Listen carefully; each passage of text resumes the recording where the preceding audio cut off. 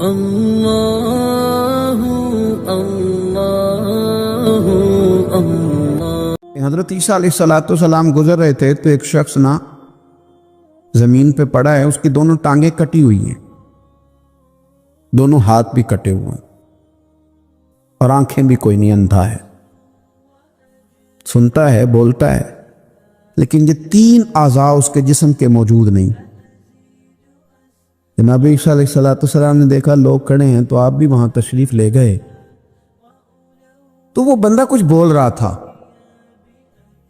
اور بول کیا رہا تھا؟ کہہ رہا تھا یا اللہ تیرا شکر ہے، یا اللہ تیرا شکر ہے، یا اللہ تیرا شکر ہے، دکھ قبول محمد بخشا راضی رہن پیارے،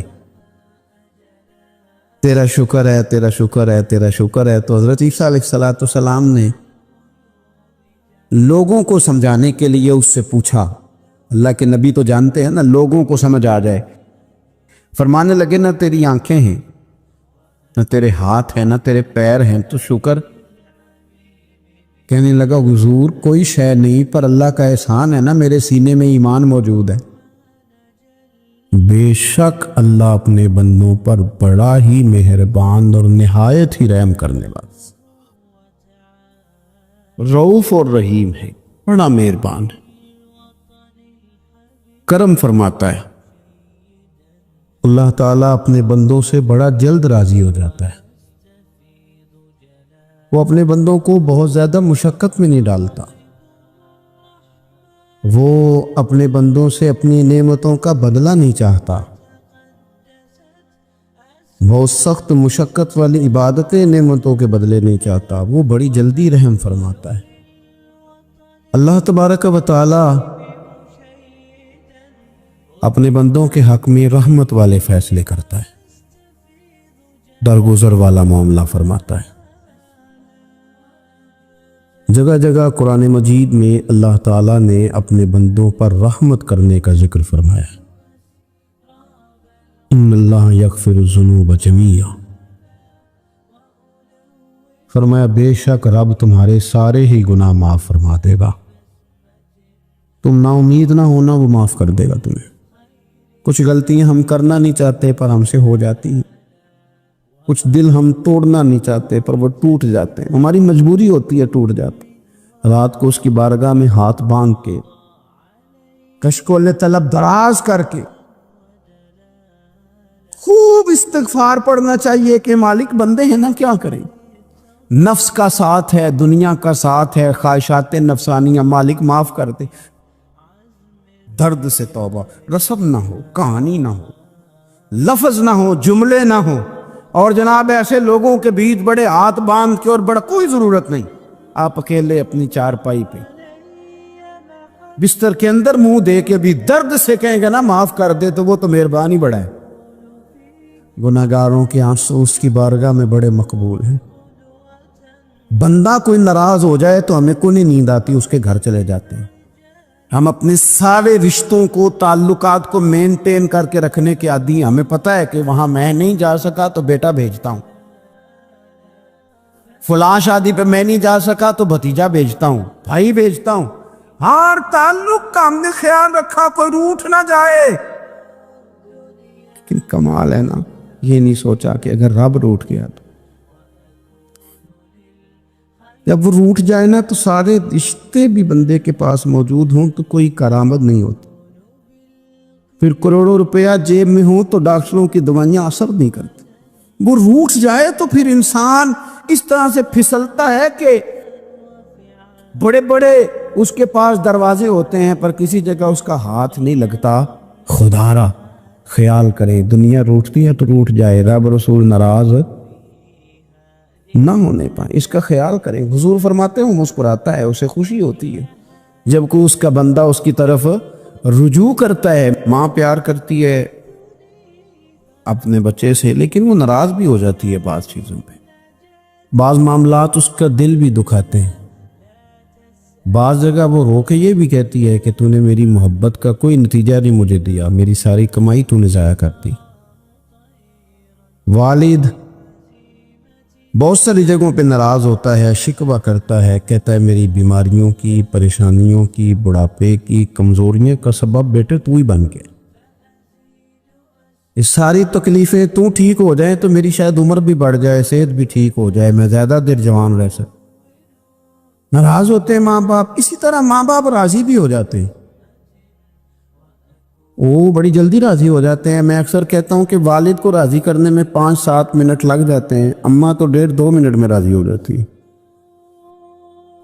ابا جی کو 5-7 منٹ لگتے ہیں، کئی دفعہ کہنا پڑتا ہے، کوئی دلائل دینے پڑتے ہیں، لیکن والدہ کے لیے تو کچھ بھی نہیں، آپ نیرا جا کے پیروں میں بیٹھ ہی جائیں، کچھ بھی نہ کریں، آپ پورا روئیں نہ، رونے والا منہ ہی بن جائے تو اماں تو نرم ہی نرم ہے، جس وقت جو مرضی آپ کرا لیں ہو گیا۔ اللہ تبارک و تعالی بلا مثال و بلا تشبیہ سمجھانے کے لیے عرض کرتا ہوں، اللہ بھی بعض معاملات میں اپنے بندوں سے ناراض ہو جاتا ہے۔ وہ کہتا ہے میں تکبر کرنے والوں کو پسند نہیں کرتا، وہ کہتا ہے فسادی پسند نہیں ہے، وہ فرماتا ہے کہ راہوں میں کجی کرنے والے پسند نہیں ہے، وہ فرماتا ہے کہ بدعہدیاں کرو گے تو میں صبح قیامت تم سے سوالات کروں گا۔ اللہ تبارک و تعالیٰ بہت ساری چیزوں کو ناپسند کرتا ہے، ناراض ہو جاتا ہے، بلکہ نبی پاک صلی اللہ تعالی علیہ وسلم نے فرمایا تم بات کرتے کرتے کوئی ایسا جملہ بول دیتے ہو کہ رب اتنا ناراض ہوتا ہے تمہیں پتہ بھی نہیں ہوتا، تمہارے لیے جہنم کا فیصلہ کر دیتا ہے۔ اس لیے پہلے تولو پھر بولو، خود اپنے لفظوں کی تو تم پہرے داری کرو نا کہ میں کیا کہہ رہا ہوں۔ کوئی ایسا جملہ، کوئی ایسی بات وارثہ مان کری نہ وارثاں دا، کوئی ایسی بات نہ تمہاری زبان سے نکلے۔ اور حضور یہ بھی فرماتے ہیں کہ اس کا دوسرا پہلو بھی ہے، بعض اوقات تم بات کرتے ایسا جملہ کہتے ہو وہ اتنا راضی ہوتا ہے کہ تمہارے لیے جنت کا فیصلہ فرما دیتا۔ مسلمان کو اب یہ حکم ہے، اس ساری گفتگو کا نتیجہ یہ ہے کہ وہ اپنے جذبات پر، خیالات پر، نگاہوں پر، زبان پر، کانوں پر تھوڑی توجہ دے، بے لگام نہ بنے، بے ترتیب نہ بنے، جو طبیعت میں آئے کر نہ گزرے، تھوڑا سا نہ سوچے سمجھے اور تھوڑا سنبھل کے چلے، کبھی ان کاموں کی طرف نہ جائے جن سے رب ناراض ہو جاتا ہے، ان کاموں کی طرف بڑھے جن سے اللہ راضی ہوتا ہے۔ میرے نبی پاک صلی اللہ تعالی علیہ وآلہ وسلم نے ارشاد فرمایا، بعض احادیث میں لفظ یہ ہے کہ اللہ اپنے بندوں کو دیکھ کے مسکراتا ہے جو اس کی شان کے لائق۔ جس ترتیب سے ہم مسکراتے ہیں، جس ترتیب سے ہم روتے ہیں، جس ترتیب سے ہم کسی بات کا اظہار تشکر کرتے ہیں، خدا ان باتوں سے پاک ہے۔ اب بہت ساری حدیثوں میں آیا کہ وہ مسکراتا ہے، تو کیا مطلب ہے مسکرانے کا؟ تو علماء تفسیر نے لکھا ہے مسکرانے کا مطلب یہ ہے کہ وہ بڑا ہی راضی ہوتا ہے اپنے بندے سے، بڑا راضی ہوتا ہے، یہ مطلب ہے۔ ایک تو مسکرانے کا مطلب یہ کہ وہ بڑا راضی ہو گیا، بڑا راضی ہو گیا، وہ مسکرا دیا اپنے بندے پہ۔ اور ایک اس کا معنی خود نبی پاک صلی اللہ تعالی علیہ وسلم نے بیان فرمایا، مسند امام احمد بن حنبل میں حدیث ہے، حضور سید عالم علیہ السلام سے صحابہ نے پوچھا، یا رسول اللہ شہید تو بڑے لوگ ہوتے ہیں، شہیدوں میں افضل کون ہے؟ تو اللہ کے حبیب علیہ السلام فرمانے لگے، وہ والا بندہ جو ڈٹ گیا تھا کافروں کے مقابلے میں، وہ ہلا نہیں، پوری طرح ڈٹ کے جو لڑا وہ شہداء میں افضل ہے۔ حضور فرماتے ہیں وہ جنت کے بالا خانوں میں سیر کرے گا اور رب اسے دیکھ کے مسکرائے گا، رب اسے دیکھ کے مسکرائے گا، اللہ تعالیٰ مسکراتا ہے اسے دیکھ کے۔ اور اگلے جملے میں حضور نے وضاحت کر دی، فرمایا جب رب دنیا میں کسی پر مسکراتا ہے نا تو اس کا معنی یہ ہے کہ قیامت میں پھر اللہ اسے حساب کوئی نہیں لے گا۔ جس پر اللہ دنیا میں مسکرا دیا اس سے کوئی حساب، تو وہ کام ڈھونڈنے چاہیے نا جس سے اللہ مسکرائے۔ ویسے کبھی ہم ایسا کرتے ہیں کہ نہیں کہ کسی کو راضی کیا جائے؟ یہ کام ہم کرتے ہیں کہ ہماری کمپنی کا جو سربراہ ہے وہ ہم سے راضی رہے، جس ادارے میں ہم پڑھاتے ہیں اس ادارے کا بڑا ہم سے راضی رہے، یہ کرتے ہیں ہم، اس کے لیے کچھ نہ کچھ ہیلے بہانے ہم کرتے ہیں۔ برادری، قبیلہ، علاقہ، بستی، لوگ کسی طریقے سے ہمارے ساتھ مطمئن رہے، کرتے ہیں نا یہ سارے کام۔ اس میں تھوڑی مشکل بھی ہمیں آتی ہے، لیکن کرتے ہیں، کیا کریں۔ گھر میں بھی کئی دفعہ ایسا ماحول بنانا پڑتا ہے۔ چلیں ایک اور میٹھی مثال دیتے ہیں، زیادہ سمجھ میں آئے گی۔ چھوٹا بچہ خوش رہے، آپ اس کے لیے محنت نہیں کرتے؟ وہ چھوٹا ہے، اس کو خوش کرنا فرض ہے ابا پہ، لیکن وہ کہتا ہے کہ میں نے موٹر سائیکل لینا ہے، چھوٹا ہے چلا ہی نہیں پائے گا، تو ابا پھر اسے راضی کرتا ہے، کہتا ہے بیٹے چھوٹا سائیکل لے لے، چل میں تجھے اڑانے والا جہاز لے دیتا ہوں۔ مقصود کیا ہے کہ اس کو ناراض نہیں کرنا، یہ روئے نہ، اس کا دل نہ ٹوٹے۔ ہو یارو سنو نا میں کیا کہہ رہا ہوں، اگر چھوٹے بچے کے لیے وہ چیزیں ڈھونڈتے ہو، میرے ابا جی نا اپنے نواسے کے لیے کھلونا لے کے آئے تو بچہ بڑا ہی کھیلا، تو ابا جی کہنے لگے لو پیسے پورے ہو گئے میرے۔ بچے کو پسند بڑا ہے نا، پیسے پورے کر چھڑے نے، دیکھو نا جی کتنا اس کو راضی ہوا ہے۔ تو انسان کیا کرتا ہے کہ کوشش کرتا ہے چھوٹا بچہ بھی ناراض نہ ہو، تو وہ چیزیں وہ ڈھونڈتا ہے کہ اس کو کیا پسند ہے، چاکلیٹ لے جاؤں، فلاں چیز لے جاؤں، آئس کریم لے جاؤں۔ تو ایک بچے کے لیے، گھر کے لیے، سربراہ کے لیے اتنی محنت کرتے ہو، تو وہ کام بھی ہمیں ڈھونڈ کے تلاش کرنے چاہیے نا، جسے رب راضی ہوتا ہے، اللہ راضی ہوتا ہے۔ بتاؤں وہ کون کون سے کام ہیں؟ نبی کریم صلی اللہ تعالی علیہ وسلم نے ارشاد فرمایا 3 لوگ ہیں جنہیں دیکھ کے رب مسکراتا ہے۔ یا رسول اللہ صلی اللہ علیہ وسلم وہ کون کون سے؟ تو محبوب فرمانے لگے ایک وہ بندہ ساری مخلوق سوئی ہے، آدھی رات ہے، رات کا پچھلا پہر ہے، اس نے اٹھ کے وضو کر لیا، مصلی پہ کھڑا ہو گیا خدا کی یاد میں، فرمایا اسے دیکھ کے رب مسکراتا ہے جو اس کی شان کے لائق ہے، مسکراتا ہے اللہ۔ یہ تو سونے کا ٹائم تھا، یہ تو گہری نیند آنے کا وقت تھا، رات کا پچھلا پہر، رات پوے تے بے درداں نو نیند پیاری آوے، تے درد منداں نو یاد سجن دی سوتیاں وی آن جگاوے، اور ساون کی کالی راتوں میں جب بوندا باندی ہوتی ہے، وہ راتوں کو اٹھ روتے ہیں جب خلقت ساری سوتی ہے، اللہ مسکراتا ہے۔ اور سننا میرے بھائی، میرے نبی پاک صلی اللہ تعالی علیہ وسلم فرماتے ہیں جب مسلمان نماز کے لیے صفیں بناتے ہیں نا،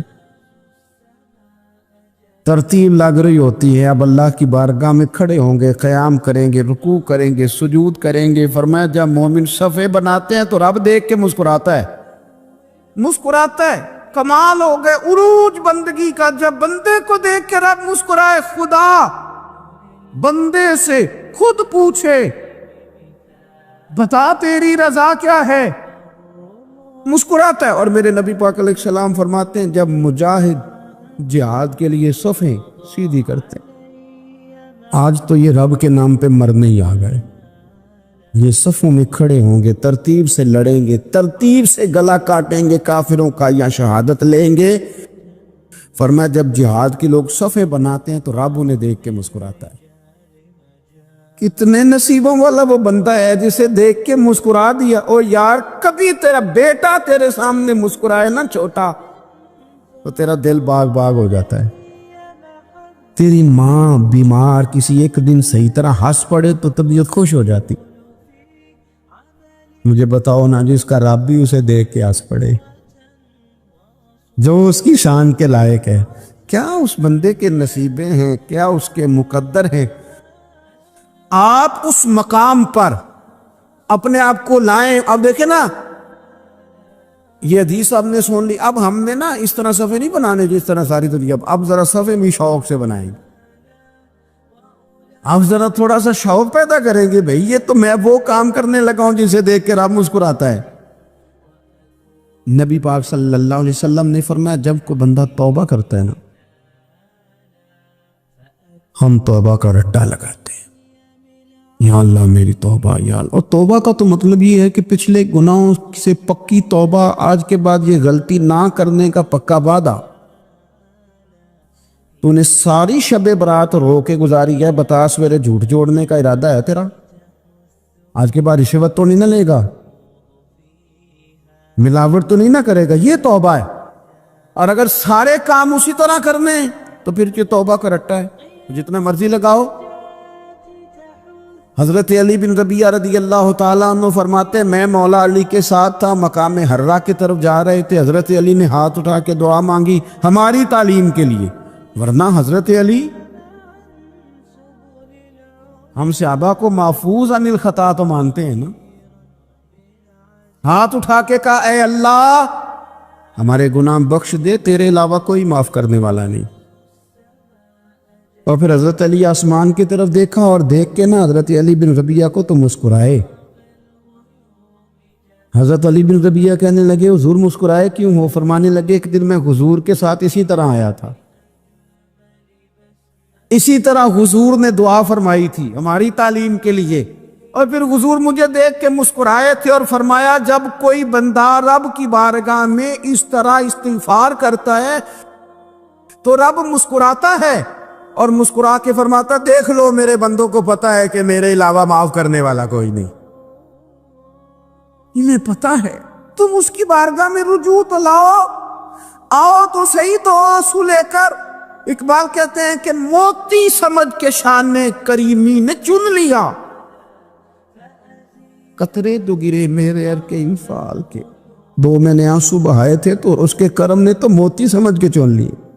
میرے نبی پاک صلی اللہ علیہ وسلم مثال دیتے ہیں، فرمایا ایک آدمی صحرا میں جا رہا ہے، صحابہ سے حضور خطاب کر رہے ہیں، فرمایا ایک آدمی صحرا میں جا رہا تھا، اس نے اپنی اونٹنی پہ کھانا پانی پیسے ہر چیز رکھی ہوئی تھی،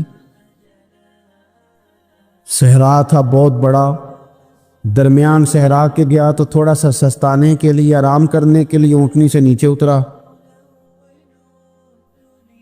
اب اس نے اونٹنی کی لگام اونٹنی کی نکیل اپنے سرہانے کے نیچے رکھی، ہاتھ کے ساتھ پکڑی اور سو گیا۔ تھوڑی ہی دیر کے بعد جب اس کی آنکھ کھلی تو دیکھا اونٹنی غائب ہے۔ صحرا میں وہ پیدل نہ آگے جا سکتا ہے نہ پیچھے جا سکتا ہے، نہ دائیں نہ بائیں، کھانے کو روٹی نہیں، پینے کو پانی کا قطرہ نہیں، تھوڑا ادھر بھاگا ادھر بھاگا، تھک گیا۔ کریم محبوب فرماتے ہیں وہ پوری طرح نڈھال ہو گیا اور مایوس ہو گیا، معاذ اللہ، مایوس ہو کے دوبارہ اسی جگہ آ کے لیٹ گیا جہاں پہلے لیٹا تھا، انتظار کرنے لگا کہ اب موت ہی آئے گی، آخری وقت ہے، اب نہ میں پیدل یہ صحرا کراس کر سکتا ہوں، نہ پیچھے جا سکتا ہوں، نہ کھانا ہے نہ پانی ہے، سوائے موت کے کوئی سہارا نہیں۔ حضور فرماتے ہیں وہ رستے میں دوبارہ لیٹ گیا، اچانک اس نے رخ بدلا تو اونٹنی سامنے کھڑی تھی۔ حضور نے صحابہ سے پوچھا بتاؤ نا اسے بھلا کتنی کو خوشی ہوگی؟ یا رسول اللہ جسے نئی زندگی مل گئی ہے۔ آپ دیکھیں نا سارے ڈاکٹروں نے کہہ دیا کہ اس کے تو گردے معدہ جگر ہر چیز ختم ہے، گھر لے جاؤ خدمت کرو، ہر طرف پریشانی ہے۔ وہ بندہ بھی سمجھ گیا ہے کہ آخری وقت آ گیا، کل جاؤں پرسوں جاؤں، تیاری ہو گئی، سب لوگ آ گئے، باہر والے بھی آ گئے، یہ ماحول ایک عجیب رنگ اختیار کر گیا۔ اچانک ایک ڈاکٹر نے آ کے کہا نہیں نہیں غلطی لگ گئی تھی، مجھے بتائیے انداز کیا ہوتا ہے؟ بغیر دعائی کے بندہ اٹھ کے کھڑا نہیں ہو جاتا۔ او میں تو بچ گیا ہوں۔ نبی پاک صلی اللہ علیہ وسلم فرمانے لگے اس کی اونٹنی مل گئی، بتاؤ بھلا اسے کتنی خوشی ہوگی؟ یا رسول اللہ وہ تو دوبارہ دنیا میں آ گیا۔ حضور فرمانے لگے اسے کچھ بھی خوشی نہیں ہوئی۔ جب کوئی رب کا گناہ گار بندہ آ کے توبہ کرتا ہے، رب کو اس سے کئی گنا زیادہ خوشی ہوتی ہے۔ میرا بندہ آ گیا ہے، میرا بندہ آ گیا ہے، میرے گھر آ گیا۔ اس نے آنسو بہائے ہیں، اس نے کہا اللہ میں تیرا ہی ہوں، تیرا ہی رزق کھاتا ہوں، تیری ہی زمین پہ رہتا ہوں، تیرے نام سے میری سانسیں چلتی ہیں۔ وہ آ گیا، فرمایا اس اونٹنی والے سے زیادہ رب کو خوشی ہوتی ہے جب گناہگار آ کے توبہ کرتے۔ میری بات پہ توجہ فرمائیے گا، حضرت جریر بن عبداللہ رضی اللہ تعالیٰ عنہ فرماتے ہیں میں چھوٹی سی تجارت کرتا تھا، کاروبار۔ کچھ لوگ سمجھتے ہیں کہ اللہ صرف مسجد میں ملتا ہے، حالانکہ ترمذی شریف میں حدیث موجود ہے، نبی پاک علیہ السلام نے فرمایا جو سچا تاجر ہوگا نا، تجارت سچائی سے کرے، اللہ قیامت کے دن اسے نبیوں کے ساتھ جگہ عطا فرمائے گا۔ کتنا بڑا درجہ ہے۔ حضرت معروف کرخی رحمت اللہ تعالیٰ علیہ کے زمانہ مبارکہ میں کچھ لوگ آپ کی خدمت میں آئے کہ حضور بارش نہیں ہوتی، دعا کر دیں۔ تو آپ فرمانے لگے وہ میری خانقاہ کے، میرے مدرسے کے، میری مسجد کے سامنے ایک کریانے کی دکان والا ہے، اس سے دعا کراؤ بارش ہو جائے گی۔ لوگ اس کے پاس گئے کہ جناب دعا کر دے، بارش نہیں ہوتی۔ تو اس نے کہا حضرت معروف کرخی سے دعا کرائیں۔ کہنے لگے انہوں نے بھیجا ہے۔ تو کہنے لگا مجھے تو لفظ بھی سیدھے نہیں آتے، چلو انہوں نے بھیجا ہے تو مانگ دیتے ہیں دعا۔ کہنے لگا اے اللہ مہربانی فرما، ان کو بارش عطا فرما۔ ابھی لوگ کہتے ہیں اس کی دعا مکمل بھی نہیں ہوئی تھی کہ رب کریم نے اہل بغداد کو بارش عطا فرما دی۔ یہ بارش ہو گئی نا، تو وہ جو کچھ لوگ تو چلے گئے، جو صاحب نظر لوگ تھے وہ حضرت معروف کرخی کی خدمت میں آئے، جو تجسس میں رہتے، انہوں نے کہا حضور سمجھ نہیں آئی، یہ ہمارے ساتھ رہتا ہے، عام سا بندہ ہے، آپ نے کہا اس سے دعا کرائیں۔ کیا رات کو جب دنیا سو جاتی ہے تو یہ مسجد آ جاتا ہے، تنہائی میں عبادت کرتا ہے؟ حضرت معروف کرخی فرمانے لگے ایسی کوئی بات بھی نہیں۔ کہا حضور پھر آپ نے اس سے دعا کرنے کو کیوں کہا؟ تو آپ فرمانے لگے 30 سال ہو گئے میرے سامنے دکان کرتا ہے، یہ سودا جب بھی تولتا ہے پورا تولتا ہے، یہ لوگوں کی خیر خواہی کرتا ہے۔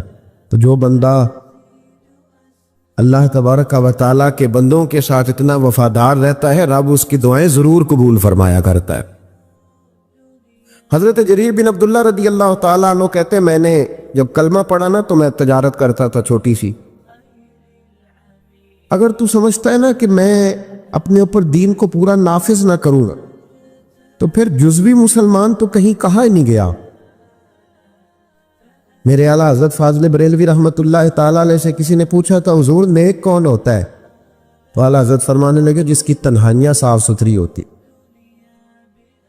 جو اکیلے میں اللہ سے ڈرتا، جو تنہائی کے اندر صاف ستھرا ہوتا ہے۔ محفل میں تو میری طرح سارے سج سمر کے آتے، فرمایا جو اکیلا بیٹھا ہو اور اس پر اللہ کا خوف طاری ہو وہ اصل میں نیک بندہ ہوتا ہے۔ میرے بھائی حضرت جریر بن عبداللہ کہتے ہیں میں نے جس دن کلمہ پڑھا تو عرض کی یا رسول اللہ صلی اللہ علیہ وسلم کو نصیحت فرمائے، تو نبی پاک صلی اللہ علیہ وسلم نے فرمایا الدین النصیحہ، میرا سارا دین کسی کی خیر خواہی کرنے کا نام، بھلا گر کسی کا۔ حضرت جریر بن عبداللہ نے وہ بات سنی اور چلے گئے۔ کہتے میں پہلے دن گیا، اس ذوالغابہ کے اندر یہ چیز روایت موجود ہے، کہتے میں پہلے دن گیا، ایک یہودی سے میں نے گھوڑا خریدا اور 3 دینار میں میرا اس کے ساتھ سودا طے ہو گیا۔ فرماتے ہیں جب گھوڑے کی میں نے لگام پکڑی اور میں چند قدم چلا تو وہ گھوڑا بڑے ٹھنڈے مزاج کا تھا، کہ ساؤ آخی دا پنجابی، وہ بڑا ساؤ تھا۔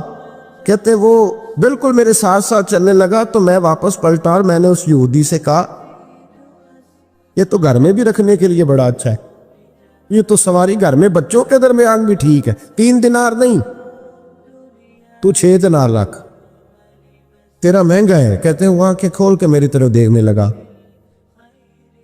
اب میں نے دوبارہ گھوڑے پہ سواری کی، جب تھوڑا سا میں نے اس کو چلایا تو کہتے ہیں وہ تو سواری میں بھی بڑا عمدہ تھا۔ میں نے اس یہودی کی طرف پھر توجہ کی، میں نے کہا یار تیرا گھوڑا مہنگا ہے، تو 3 دینار اور رکھ۔ کہتے مجھے کہنے لگا تو وہی ہے جو پہلے آتا تھا یا تو بدل گیا ہے؟ میں نے کہا نہیں، اب میں بدل گیا ہوں، اب میں وہ نہیں ہوں، اب میرے اندر تبدیلی آ گئی، مجھے کسی نے بدل دیا ہے۔ کچا رنگ للاری والا جڑا چڑھدا لیندا رہندا، اے عشق تیرے دا رنگ محمد چڑھ جائے پھر نہیں لیند آتا۔ میں بدل گیا ہوں، کہتے کہا بات تو بتاؤ. تو فرمانے لگے یار میں تجھے اگر 9 دینار دے کے بھی منڈی میں جاؤں گا تو میرا وہاں پھر بھی 12 کا بکے گا. تو اگر 3 دینار اللہ مجھے اس میں سے پھر بھی دے دے گا تو میں تیرے 6 کیوں رکھوں؟ تو رکھ. تو یہودی کہنے لگا جناب آپ بتائیں تو صحیح آپ کیسے بدلے؟ تو فرماتے میں نے اس سے کہا کہ بدل اس طرح گیا ہوں کہ میں نے مدینے والے محبوب کا کلمہ پڑھ لیا ہے، اور میرے نبی پاک صلی اللہ تعالیٰ علیہ وسلم نے مجھ سے فرمایا ہے کہ لوگوں کی خیر خواہی کرنا، بھلا کرنا، کسی کا نقصان نہ کرنا، کسی کے ساتھ زیادتی نہ کرنا، کسی کو لوٹنا نہ. اب میں بدل گیا ہوں، میرے اندر انقلاب آ گیا، اب میں شعوری طور پر ایک انسان بن گیا ہوں. کہتے ہیں یہ کہہ کہ جب میں نے گھوڑے کا رخ موڑا نا تو یہودی چھلانگ لگا کے میرے پیچھے بیٹھ گیا. میں نے کہا تو کہاں جا رہا ہے؟ کہنے لگا مجھے بھی وہیں لے چل جس نبی نے تجھے بدلا ہے، میں بھی ان کی خدمت میں جانا چاہتا ہوں. ہم انقلاب لانا چاہتے ہیں تقریروں سے. جو بندہ بھی سٹیج پہ بیٹھتا ہے نا اب تو لوگ کنٹرول ہی نہیں کرتے کہ وہ کیا کہہ رہے ہیں. ادعو الی سبیل ربک بالحکمت والموعظۃ الحسنہ، اچھے طریقے سے لوگوں کو دین کی طرف بلانا چاہیے. اور چونکہ ہمارے ہاں یہ سٹیٹس بھی نہیں ہے کہ کس نے بیٹھنا ہے اور کس نے نہیں بیٹھنا، لہذا میری طرح جو بھی بیٹھ جاتا ہے سب سے نیک وہی ہوتا ہے. باقی وہ نہ اسے پہلے کوئی اچھا آدمی گزرا ہوتا ہے معاذ اللہ، اور نہ اسے اپنے معاصرین میں کوئی نظر آتا ہے، اور بعد والے تو ویسے نہیں نہ اچھے ہوتے. تو بھائی یاد رکھیں انقلاب صرف تقریروں سے نہیں آتا، عمل دیکھتے ہیں لوگ. اعلیٰ حضرت فاضل بریلوی کے چھوٹے صاحبزادے تھے حضور مفتی اعظم ہند. تو کسی شخص نے ان سے پوچھا کہ حضور کیا مطلب ہے؟ تھوڑی دیر لوگوں کا دوستانہ رہتا ہے پھر ٹوٹ جاتا ہے. تو آپ فرمانے لگے جب تک تو لوگ باتیں سنتے ہیں تب تک تو لوگ ساتھ رہتے ہیں، اور جب تھوڑا سا عمل دیکھنے لگتے ہیں پھر پیچھے ہٹنے لگتے ہیں، پھر وہ بہک ہونے لگتے. اسی لیے تو محبوب نے فرمایا کسی کو پرکھنا ہو تو لین دین کر کے دیکھ، اس کے ساتھ سفر کر کے دیکھ، وقت بتا کے دیکھ، پھر تجھے پتا چلے. میلاد ایک انقلاب ہے، بدل جانے کا نام. نبی پاک کے غلام بدل جایا کرتے، ان کی وہی کیفیات نہیں رہتی. حضرت ابو ذر غفاری رضی اللہ تعالیٰ عنہ فرماتے ہیں میں اپنے غلاموں کے معاملے میں اتنا سخت تھا کہ لوگ دوسرے مثال دیتے تھے اپنے غلام کو کہ پھر تیرا وہی حال کروں جو ابو ذر اپنے غلاموں کا کرتا ہے. اتنا میں سخت مارتا تھا. ہم بھی بڑے ڈکٹیٹر ہوتے ہیں نا اپنے ہاں، کہتے نہیں میرے آگے کوئی نہیں بولتا جی، کسی کی ضرورت ہی نہیں جی، بالا دی کی مجال ہے انہوں دی اماں دی کی ضرورت ہے. اور بھائی ایسے نہ کر. دنیا میں سب سے خوبصورت شخص وہ ہوتا ہے جس کو لوگ اپنا دکھ بتانا آسان سمجھتے، جس کے لوگ قریب جاتے ہیں. تو کس طرح کا بن گیا ہے کہ تیرے اپنے بھی تیرے قریب نہیں جاتے، اور پھر تو اپنی تعریف کر رہا ہے. دنیا میں بہترین شخص وہ ہوتا ہے جس تک لوگوں کی رسائی آسان ہوتی ہے، جس کو لوگ اپنی بات آسانی سے بتا سکیں، وہ سمجھے کہ یہ ہمارا مداوع کرے گا. حضرت ابو ذر غفاری کہتے ہیں بڑا سخت تھا. جس دن میں کلمہ پڑھنے آیا نا تو محبوب تو جاننے والے ہیں نا وَعَلَّمَكَ مَا لَمْ تَكُنْ تَعْلَمْ، حضور کو تو اللہ نے کنجیاں عطا فرمائی ہیں نا غیب کی. تو محبوب پاک علیہ السلام کی بارگاہ میں جب کلمہ پڑھنے حاضر ہوا تو محبوب علیہ السلام سے عرض کی حضور کوئی خاص بات؟ تو حضور نے بڑی وصیتیں اور نصیحتیں فرمائی، اور پھر میری طرف محبوب نے اس طرح دیکھا کہ میرے دل کے سارے عیب دھلنے لگے.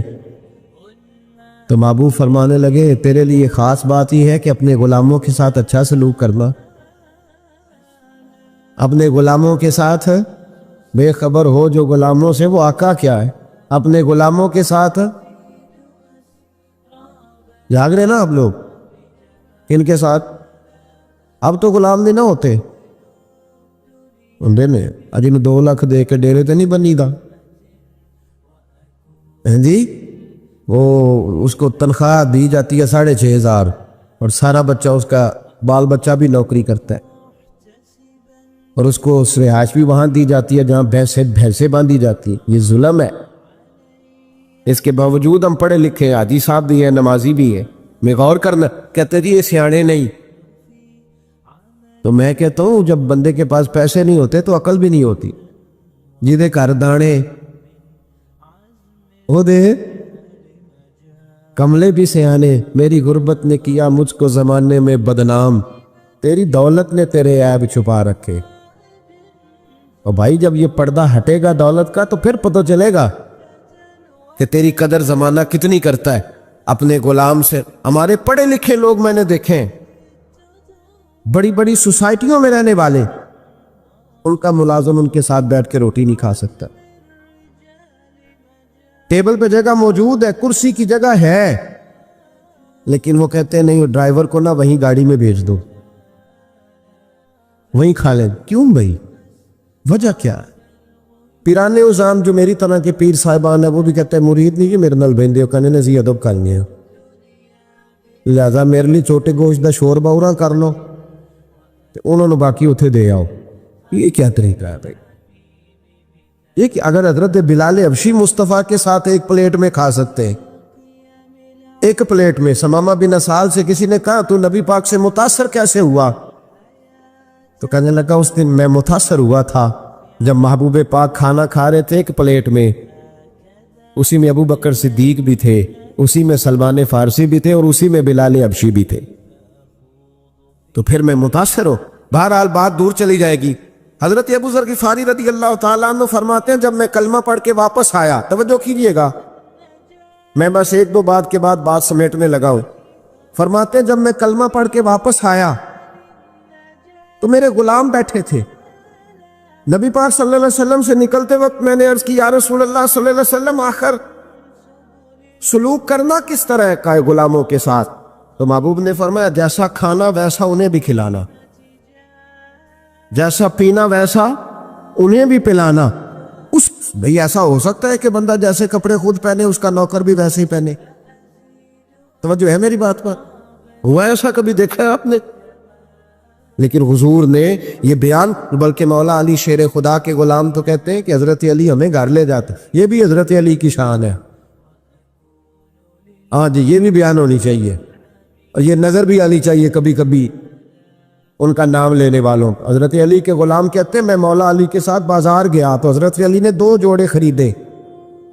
اس طرح ہم بھی 2 طرح کے نہیں خریدتے، ایک پہننے والا، ایک دینے دلانے والا.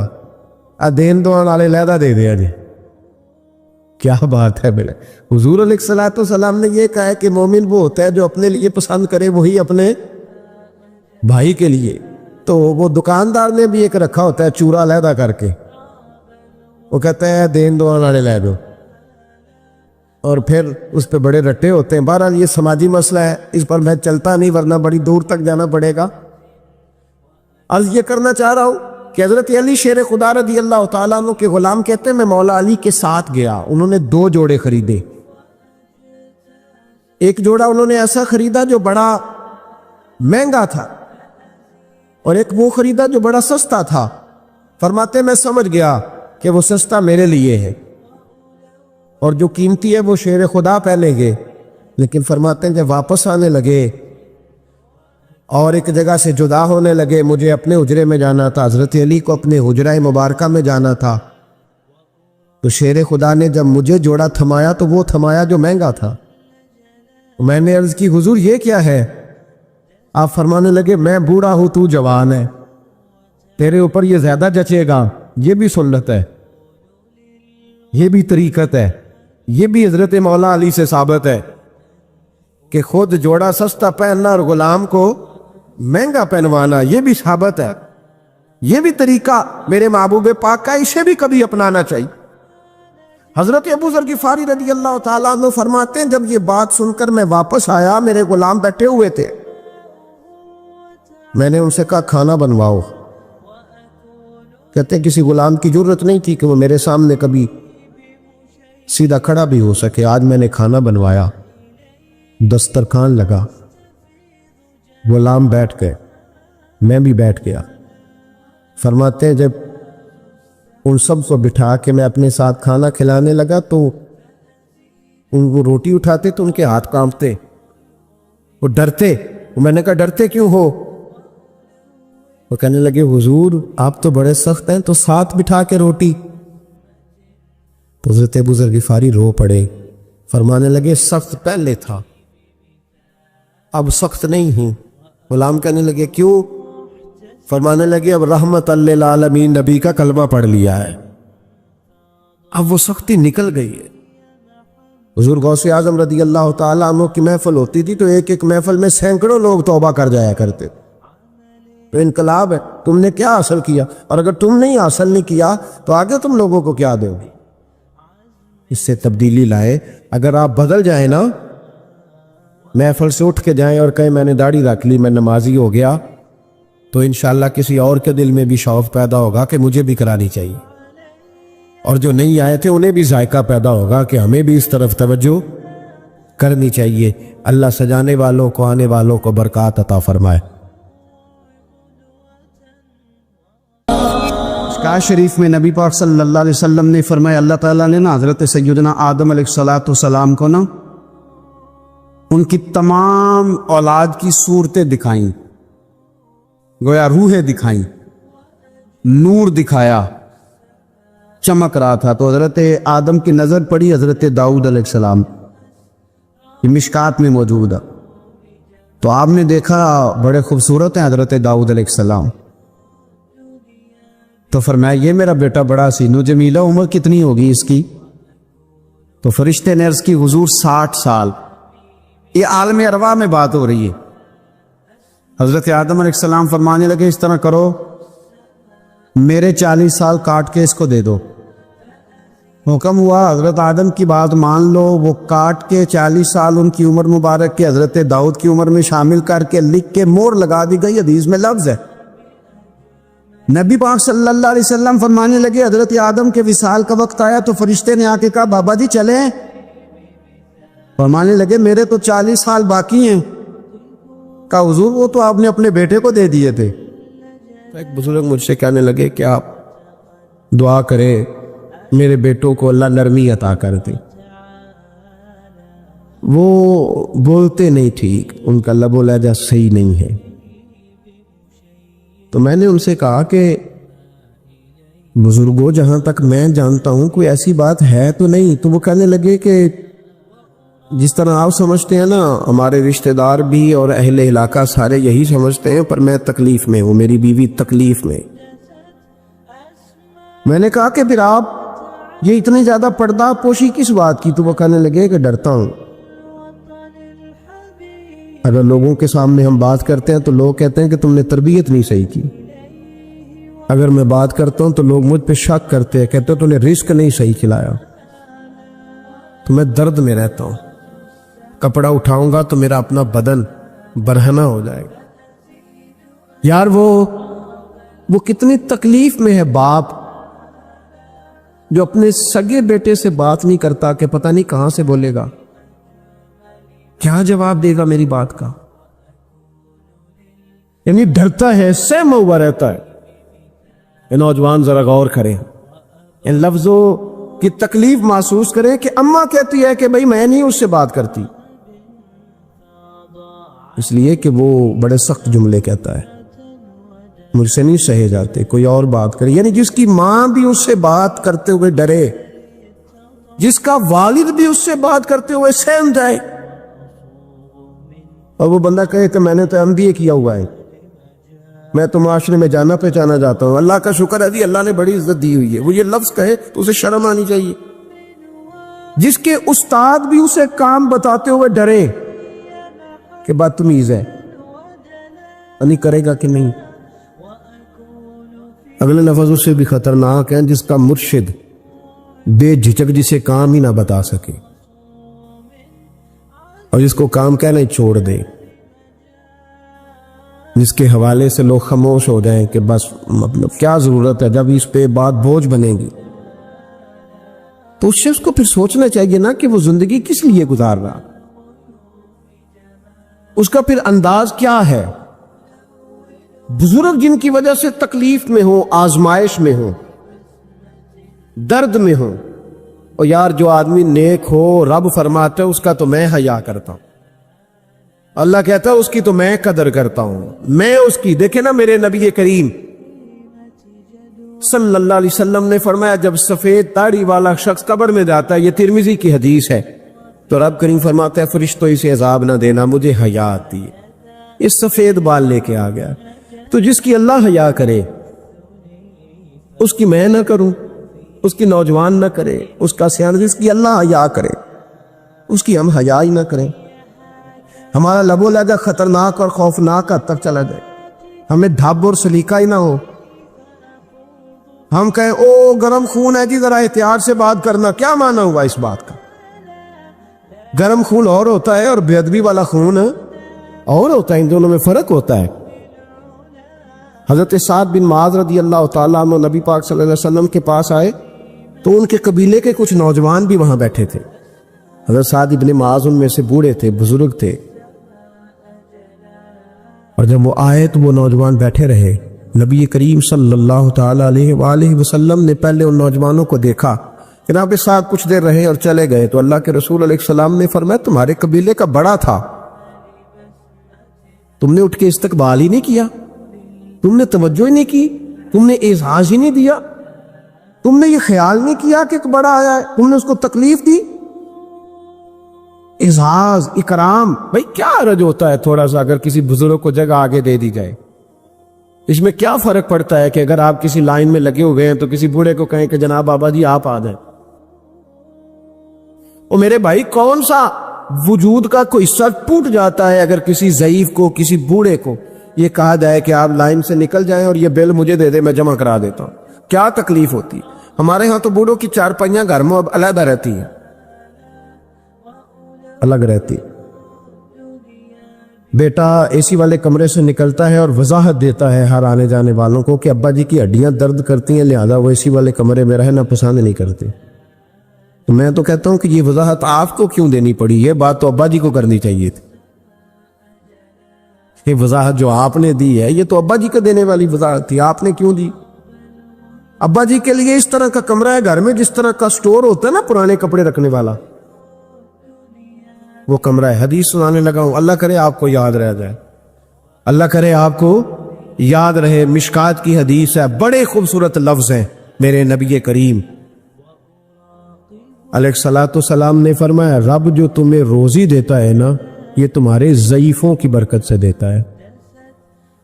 وہ جو 90 سال کی اماں گھر میں ضعیف پڑی ہے نا اسے سکریب کا مال نہ سمجھنا، تیرے اوپر جو خدا کا کرم بس برس رہا ہے تو اس بوڑھی کی وجہ سے برس رہا ہے، اس بوڑھی کی وجہ سے برس رہا ہے۔ اور نبی کریم علیہ الصلوۃ والسلام نے ارشاد فرمایا سن اور یاد رکھ، فرمایا رب تم سے ناراض ہوتا ہے، وہ بارشیں روکنا چاہتا ہے، تمہیں قحط میں مبتلا کرنا چاہتا ہے، لیکن تمہارے ضعیفوں کے سبب تمہیں بارشیں عطا کر دیتا ہے، تمہارے کمزوروں کے۔ اس کمزور سے کوئی بیمار بھی مراد لیا جا سکتا ہے، عورت اور بچی بھی مراد لی جا سکتی ہے، بوڑھے لوگ بھی مراد لی ہیں شارحین حدیث میں۔ ان کے سبب سے اللہ تم پر بارشیں برساتا ہے۔ تو جو تیرے لیے ذریعہ بخشش ہے، جو تیرے گھر میں رزق آنے کا سبب ہے، ان کی باتیں تو لگتی ہیں بری، ان کو تو حکا دے کونے میں بٹھا دیا ہے۔ اور اگر کبھی دل کرے تو تعارف کراتے ہیں آنے والے مہمانوں سے کہ یہ ابا جی ہے، اس سے زیادہ کوئی ان کا گھر میں کردار نظر نہیں آتا۔ یہ ظلم ہے، یہ زیادتی ہے۔ بوڑھوں کا اکرام کرنا، ان کو پیار دینا، ان کو اعزاز دینا، ان کو ہمیشہ سربراہ بنا کے رکھنا، ان کے ساتھ اس طرح کا رویہ رکھنا کہ جیسے کسی بڑے شان والے آدمی۔ میں اکثر یہ رونا روتا ہوں، میں کہتا ہوں کہ ابے کی بھی عزت ہو سکتی ہے پر شرط یہ ہے کہ ابا امیر ہونا چاہیے۔ اگر تو ہو نا 6-7 مربع زمین کا مالک تو پھر تو پوتے کیا پڑ پوتے بھی پیر دباتے، لیکن اگر اس بوڑھے بیچارے کو بچوں سے خرچہ لینا پڑے تو پھر اس بیچارے کی کوئی حیثیت ہے؟ ہمارے استاد ایک بات سنایا کرتے تھے، وہ کہتے تھے کہ ایک آدمی نے دعوت پکائی ولیمے کی تو اس نے باہر پہرے دار کھڑے کیے، کہا کوئی غریب آدمی نہ اندر آئے، سارے امیر ہی آئیں۔ اور میرا تجربہ یہ ہے کہ اب غریبوں کو شوق ہو گیا امیروں کو دعوت دینے کا۔ ناراض تو نہیں ہو گئے آپ لوگ؟ یہ میں تجربے کی بات کر رہا ہوں۔ کبھی کسی غریب کے فنکشن میں جانے کا اتفاق ہوتا ہے نا تو مجھے یوں لگتا ہے کہ اس کا دل تھا کہ غریب کوئی بھی نہ آئے، غریب کو دعوت دینا پسند ہے تو امیر تو پہلے نہیں اسے بلاتا، تو پھر بلائے گا کون؟ اس نے شیخ صاحب نے ولیمہ اپنے بیٹے کا کیا تو باہر جو پہرے دار تھے ان سے کہا کہ کوئی غریب آدمی اندر نہ آئے، امیر بندے صرف. اور نبی پاک صلی اللہ علیہ وسلم نے ایسے ولیمے پر لعنت برسائی ہے.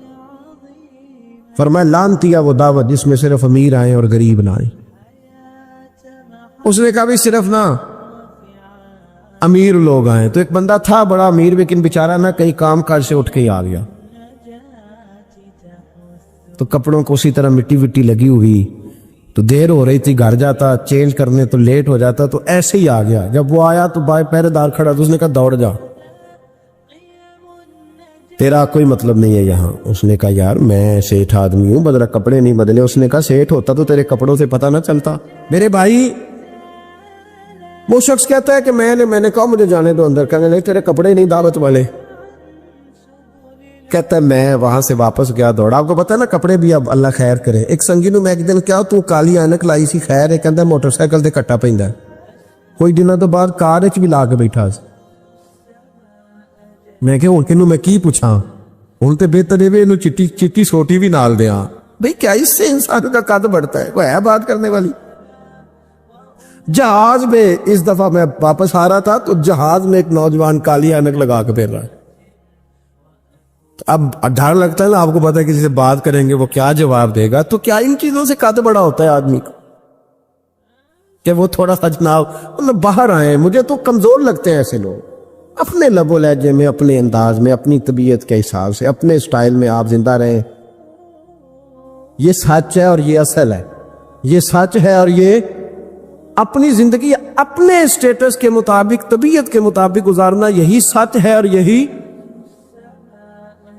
اصل ہے. اسی میں انسان کا حسن ہے، اسی میں اس کا وقار ہے. اللہ تعالیٰ سمجھنے کی توفیق عطا فرمائے. تو وہ بندہ واپس گیا بیچارہ، کپڑے بدل کے آیا. اس نے بھی کہا کہ جانا میں نے بھی ضرور ہے، پر تنگ بڑا آیا. گھر گیا مایا شایا والے کپڑے پہنے، سمجھ لے کالی اینک بھی لگا ہی نہیں. آیا تیار شیار ہو کے، کوٹ شوٹ پہن کے، ٹائی شائی کے ساتھ. جب واپس آیا تو وہ جو جس نے کہا تھا نا داخل نہیں ہونے دینا، اس نے خود دروازہ کھولا. وہ بندہ سیدھا اسٹیج پہ چلا گیا اور لوگ کھا رہے تھے پلیٹوں میں سالن.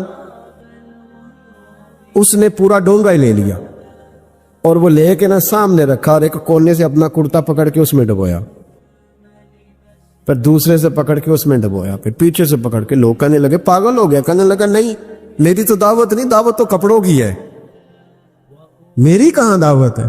اس لیے کہ میں تو آیا تھا، مجھے تو داخل ہی نہیں ہونے دیا. یہ تو دعوت ہے میرے. کوئی نہیں سمجھ آئی آپ کو میری بات؟ بھئی وہ بھی کوئی انسان ہے جو کسی کو صرف کپڑوں کا حیا کرے. ٹھیک ہے انسان کا لباس اس کی شخصیت کا آئینہ دار ہوتا ہے، کپڑے اچھے پہننے چاہیے. نبی پاک صلی اللہ علیہ وسلم نے فرمایا تیرے پاس اگر نعمت ہے تو چھپا نہ، اس کا اثر تیرے اوپر نظر ہے. لیکن آپ کسی کو کپڑوں سے جج کریں گے، گاڑی سے جج کریں گے، یہ معیار نہیں ہے.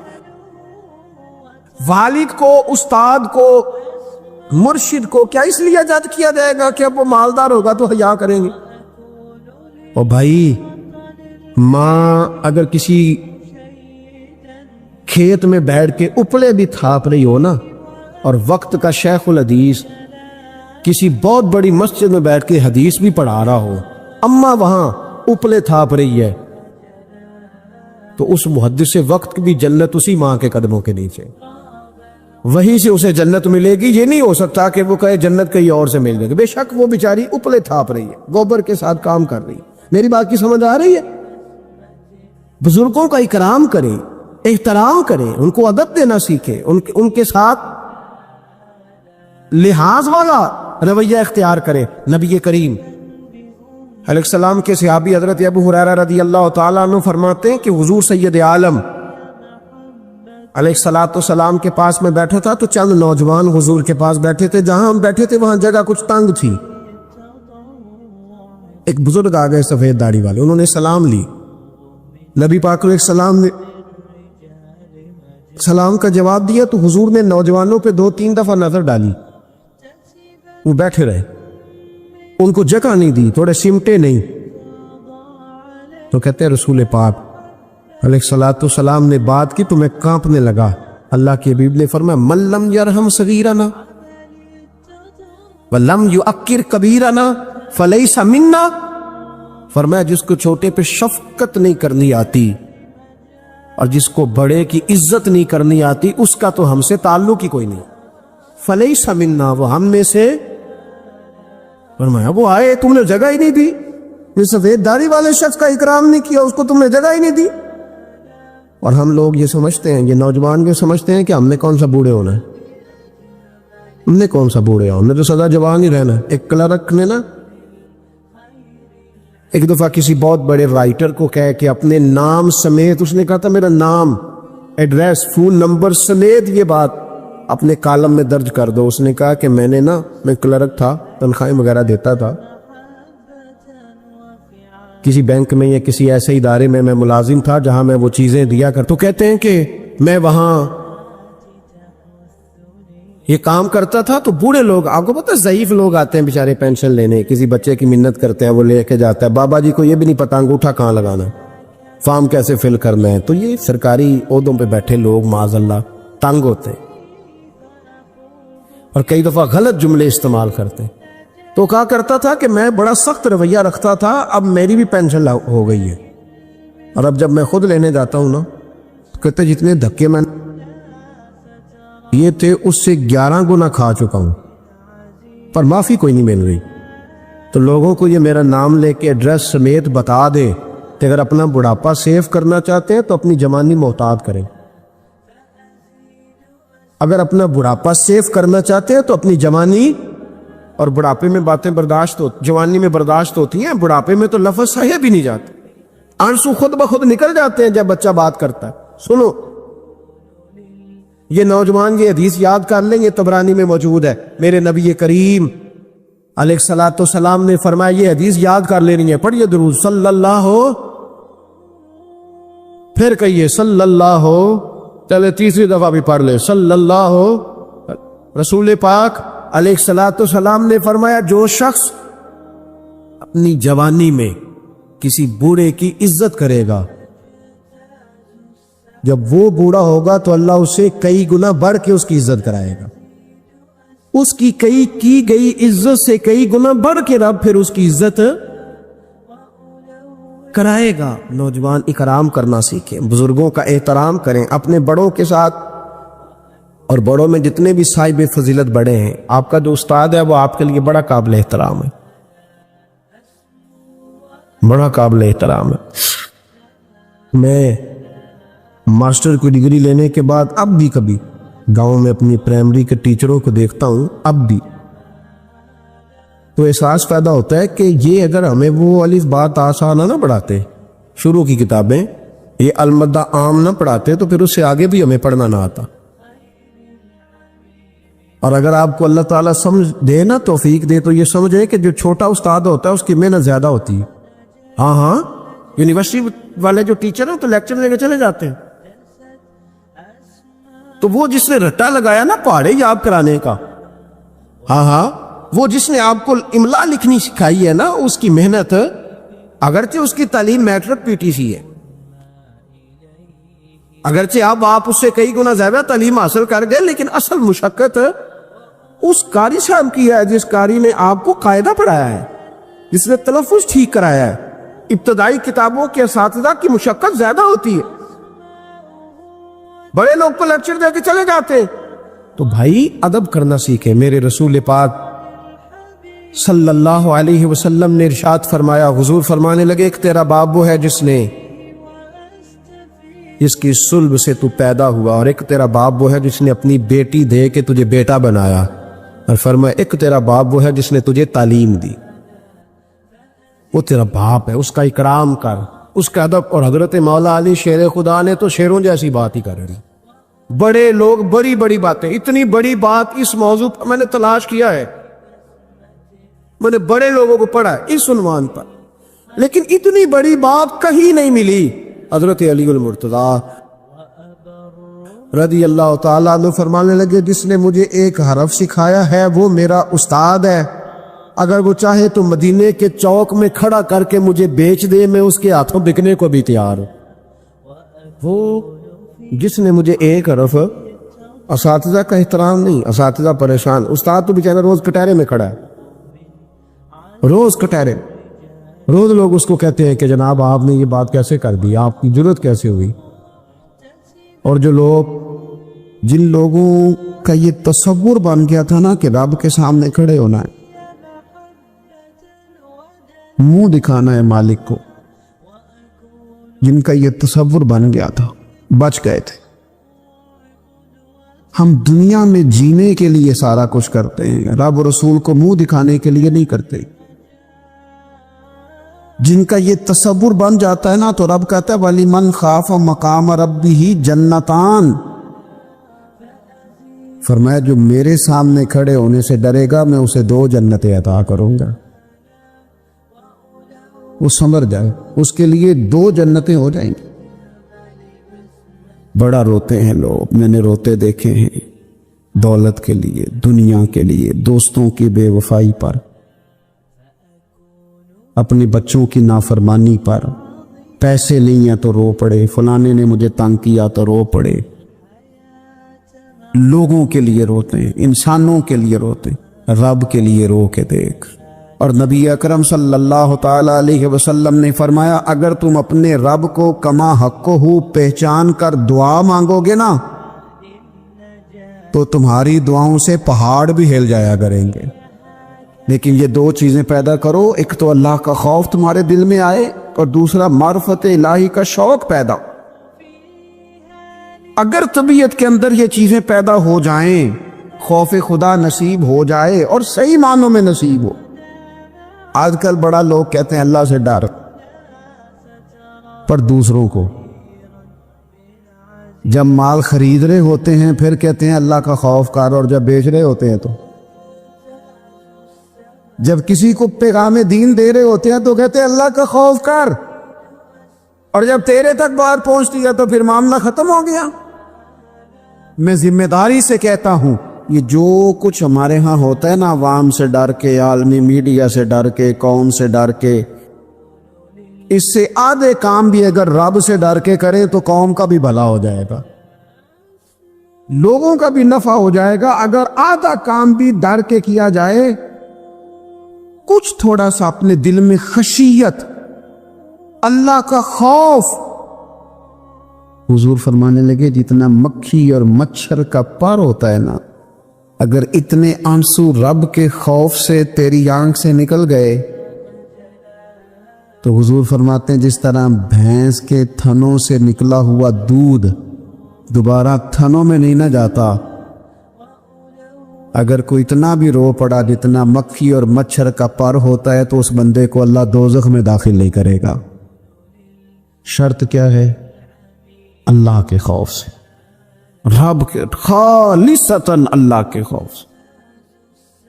اور تھا لوگوں کو اللہ کا خوف، رب کے سامنے کھڑا ہونا ہے تو ڈرتے تھے۔ حضرت عمر کا جب آخری وقت آیا تھا تو اپنے بیٹے سے کہا تھا مجھے اٹھا کے زمین پہ رکھ دو، میں اپنی پیشانی زمین پہ رکھ کے اپنے رب سے معافی مانگ۔ حضرت عثمان غنی جیسے لوگ جب قبر کو دیکھ لیتے تھے تو پھر تڑپ کے ان کی ساری داڑھی آنسوؤں سے بھر جاتی۔ حضرت مولا علی شیر خدا رضی اللہ تعالیٰ عنہ نماز کی نیت باندھنے لگتے تو وجود کانپتا، راشا طاری ہو جاتا۔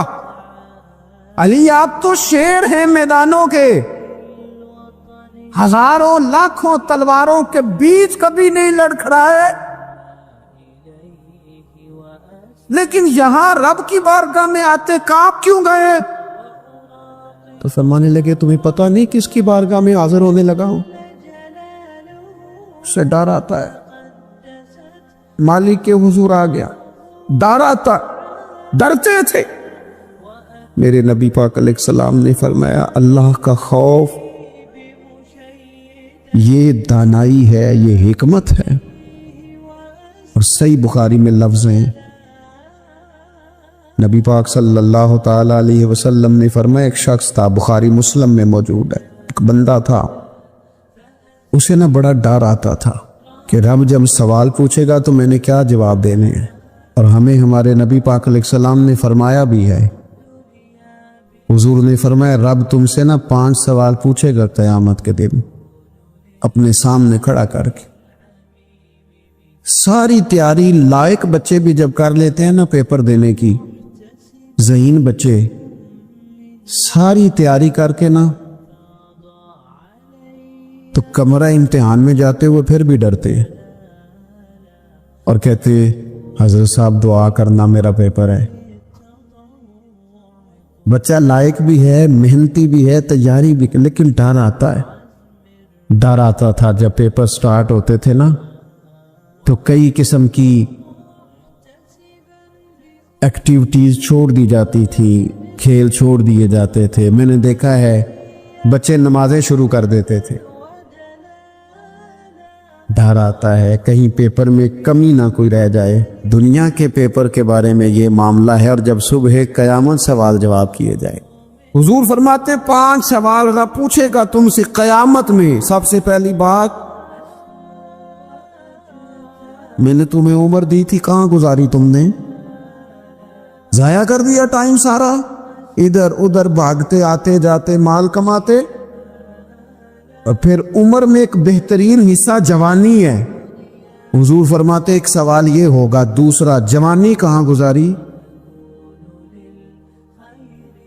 और तीसरा सवाल पूछा जाएगा, बताओ माल कहां से कमाया, जराए क्या थे, जायज तरीका इख्तियार किया कि नाजायज?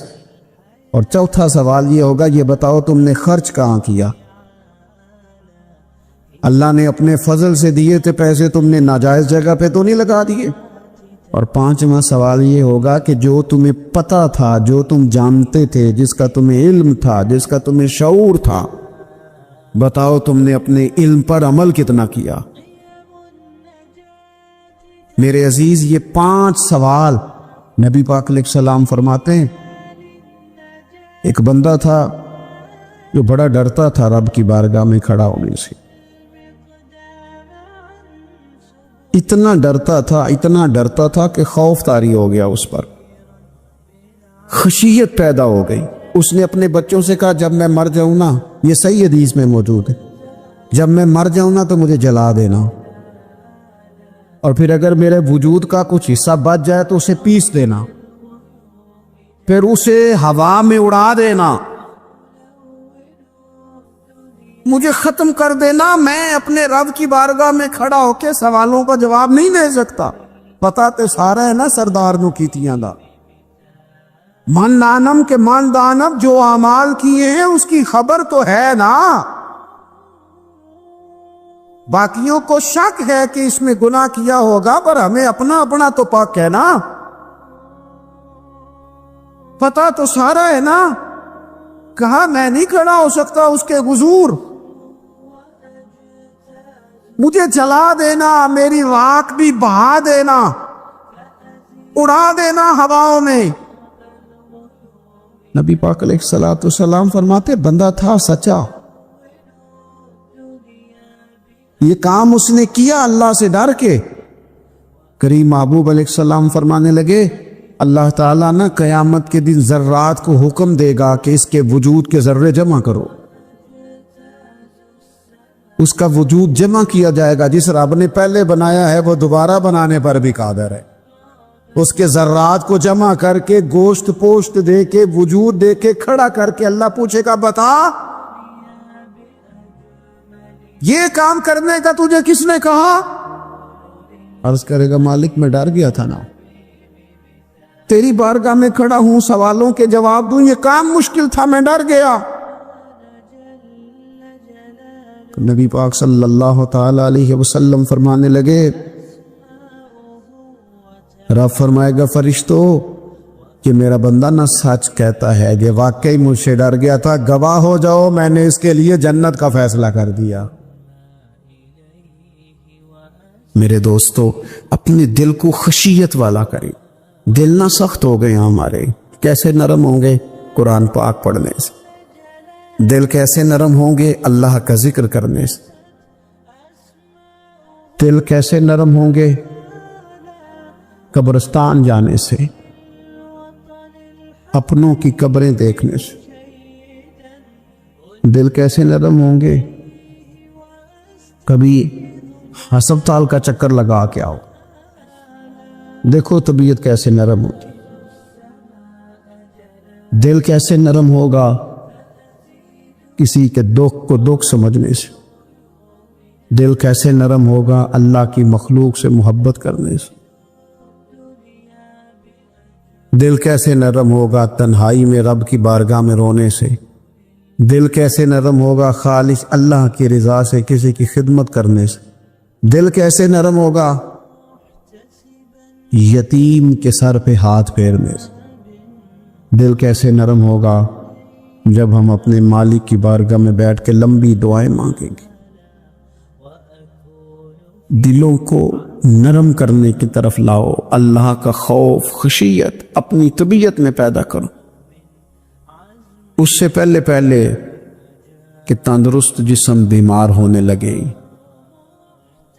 ڈاکٹر کہتے ہیں پتہ ہی نہیں چل رہا، رپورٹیں تو ٹھیک ہیں ساری، سمجھ نہیں آ رہی، ہمارے ہاتھوں سے کئی لوگ نکل گئے، کوئی پتہ نہیں چلا۔ دیر کے بعد خیال آیا کہ صبح بتایا تھا ڈاکٹر نے کہ تو لاہور چلا جا، یہ کبھی رات کو بتا دیتا نا۔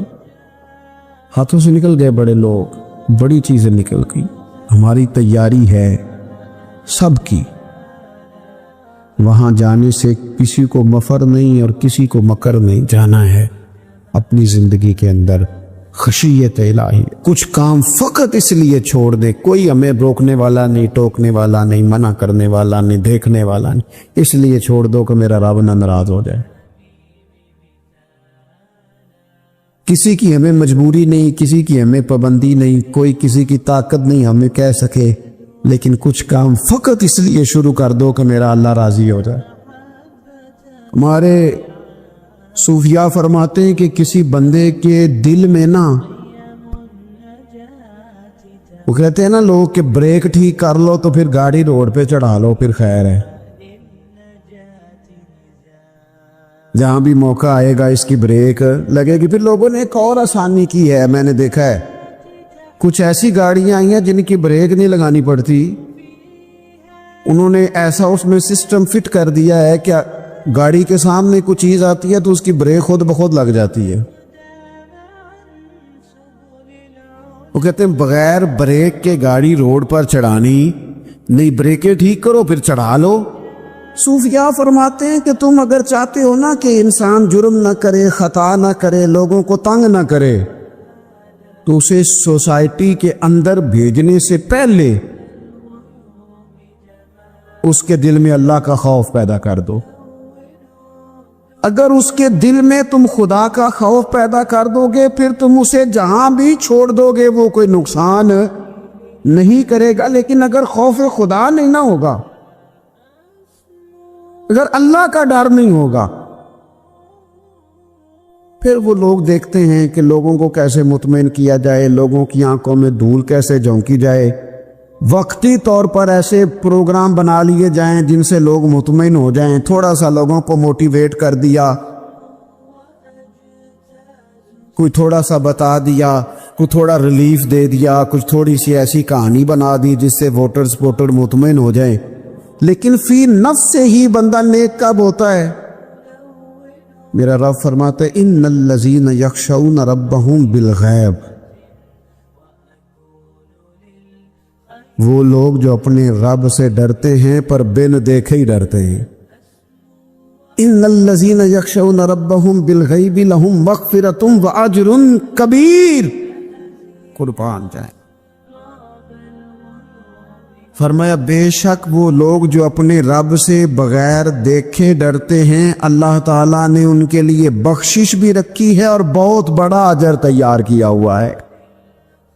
بغیر دیکھے، یہ جب بندے کو چیز نصیب ہوتی ہے نا کہ وہ اللہ تعالیٰ سے ڈرتا ہے، پھر وہ بندہ دانا ہو جاتا ہے، پھر وہ بندہ معاملہ فہم ہو جاتا ہے،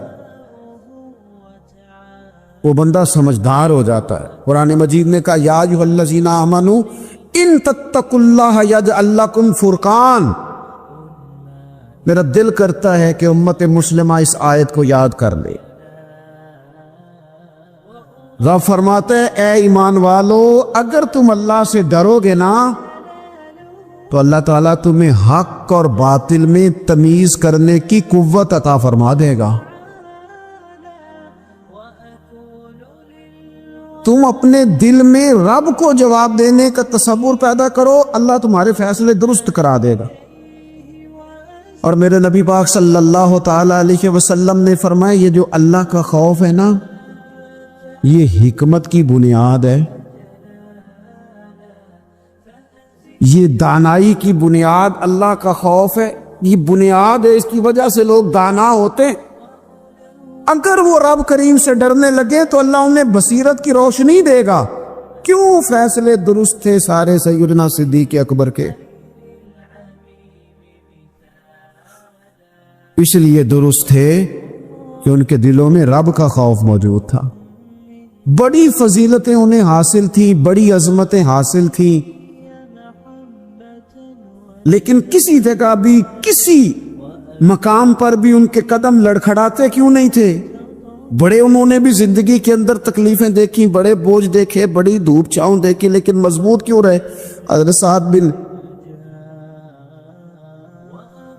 ربیع رضی اللہ تعالیٰ عنہ ایک جنگ میں شہید ہو گئے تھے، جنگ احد میں۔ تو ان کی بیٹی ایک دن آئی حضرت صدیق اکبر کے پاس، امیر المومنین کے پاس کسی کام سے، تو جناب سیدنا صدیق اکبر رضی اللہ تعالیٰ عنہ نے چادر بچھا کے اس بیٹی کو بٹھایا،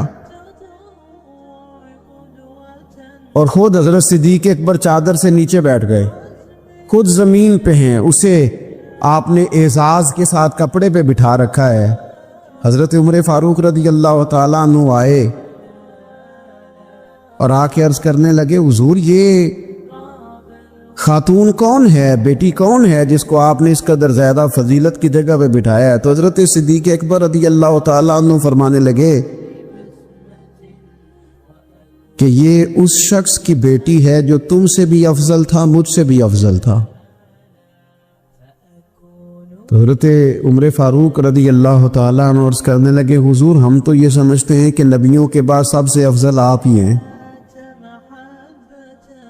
تو یہ جو آپ سے بھی افضل تھا اس کا کیا معنی ہے؟ حضرت صدیق اکبر فرمانے لگے وہ لوگ کتنے افضل تھے جنہوں نے حضور کی موجودگی میں اپنی جان اپنی رب کی بارگاہ میں پیش کر دی۔ حضور کے مقدس ہاتھوں میں جن لوگوں کی روحیں پرواز کر گئیں وہ کتنے بڑے لوگ تھے۔ میری بات کو سمجھیے گا کہ ان لوگوں کے دلوں میں وہ جو عاجزی تھی، وہ جو اللہ تبارک و تعالیٰ کی معرفت تھی، اس نے کس طرح کا بنا دی۔ ہمارے ہاں یہ مسئلہ بن گیا ہے کہ ہم ہر ایک سے ڈر رہے ہیں، ہر ایک سے، برادری سے، قبیلے سے، داماد سے، بہو سے، فلانے سے، فلانے سے۔ میں نے دیکھا بڑے بڑے لوگ ڈرتے ہیں۔ آپ اگر ناراض نہ ہوں تو بعض والدین ہیں جو اولاد سے ڈرتے ہیں۔ ہاں میں نے کچھ ایسے دنیا دار پیر دیکھے ہیں جو مریدوں سے ڈرتے ہیں۔ میں نے ایسے لیڈر دیکھے ہیں جو اپنی عوام سے ڈرتے ہیں۔ کیوں؟ اس لیے کہ میرے نبی پاک علیہ السلام نے فرمایا جو رب سے نہ ڈرے پھر وہ سب سے ڈرتا ہے، اور فرمایا جو رب سے ڈر جائے اللہ مخلوق کا خوف اس کے دل سے نکال دیا کرتا ہے۔ یہ رب سے نہیں ڈرا تو یہ سب سے ڈرا ہے، اگر رب سے ڈرتا تو کسی سے نہ ڈرتا۔ اور حضور فرماتے ہیں دو خوف اللہ جمع نہیں کرے گا۔ تم اگر بے خوف زندگی گزارنا چاہتے ہو نا دنیا میں تو ایک خوف پیدا کر لو، وہ رب کا خوف ہے، بے خوف ہو جاؤ۔ اور اگر تم یہ خوف پیدا نہیں کرتے پھر تو سائے سے ڈرو گے، پھر سانپ سے نہیں رسیوں سے ڈرو گے، پھر تو جگہ جگہ تمہیں کمزور کر دیا جائے، پھر تو لوگ ہر وقت تمہیں بھگائیں گے، ڈرائیں گے۔ ایک خوف پیدا کر لو اللہ کا، پھر دوسرا کوئی خوف قریب نہیں آئے گا۔ اور ایک معنی میں اور کہا اللہ دو خوف جمع نہیں کرے گا۔ حضور فرماتے ہیں تو دنیا میں رب سے ڈر جانا، رب تجھے آخرت میں نہیں ڈرائے گا۔ وہ جو اللہ کے ولیوں کے بارے میں کہا لا خوف علیہم ولا ہم یحزنون، کیا معنی ہے؟ دنیا میں انہیں صرف اللہ کا خوف تھا، باقی کسی کا خوف نہیں تھا۔ حضور فرماتے ہیں تو دنیا میں رب سے ڈر جا، قیامت میں تجھے نہیں ڈرائے گا، اور اگر تو دنیا میں نہیں نہ ڈرے گا پھر تو قیامت میں ڈرایا جائے گا۔ حضور نے فرمایا لوگوں یاد رکھنا، یہ خطبہ حجۃ الوداع میں نبی پاک نے فرمایا، یہ حضور خطبہ دے رہے ہیں، اور اس وقت دے رہے ہیں جب حضور صحابہ کو بتا چکے ہیں کہ یہ آخری ملاقات ہے۔ یہ دور دراز سے آئے ہیں، ان کو بتایا ہے کہ یہ میری تمہاری جو مجلس ہے، جو محفل ہے، جو تم سے بات ہو رہی ہے، یہ آخری ہے۔ محبوب فرمانے لگے لوگوں یاد رکھنا قیامت قائم ہوگی۔ ان جملوں کا حسن ملاحظہ کر لے، فرمایا قیامت قائم ہوگی، تم اپنے رب سے ملاقات کرو گے، اور فرمایا تمہارا رب تم سے تمہارے اعمال کے بارے میں پوچھے گا۔ یہ خطبہ حجۃ الوداع میں کریم نے فرمایا۔ صبح تم اٹھے، کیا عمل کیا؟ اللہ پوچھے گا۔ کسی سے ملاقات ہوئی، طرز کیا کی، سوچ کیا تھی؟ اللہ پوچھے گا۔ لین دین میں کیا معاملات تھے تمہارے اعمال کے؟ اللہ سے ملاقات ہوگی، وہ کھڑا کر کے پوچھے گا، اور حدیث میں کئی جگہ پہ حضور نے فرمایا وہ تم سے سوال کرے گا، تمہیں جواب دینا ہے۔ میرے عزیز بھائیوں، تیار رہنا چاہیے، تیار۔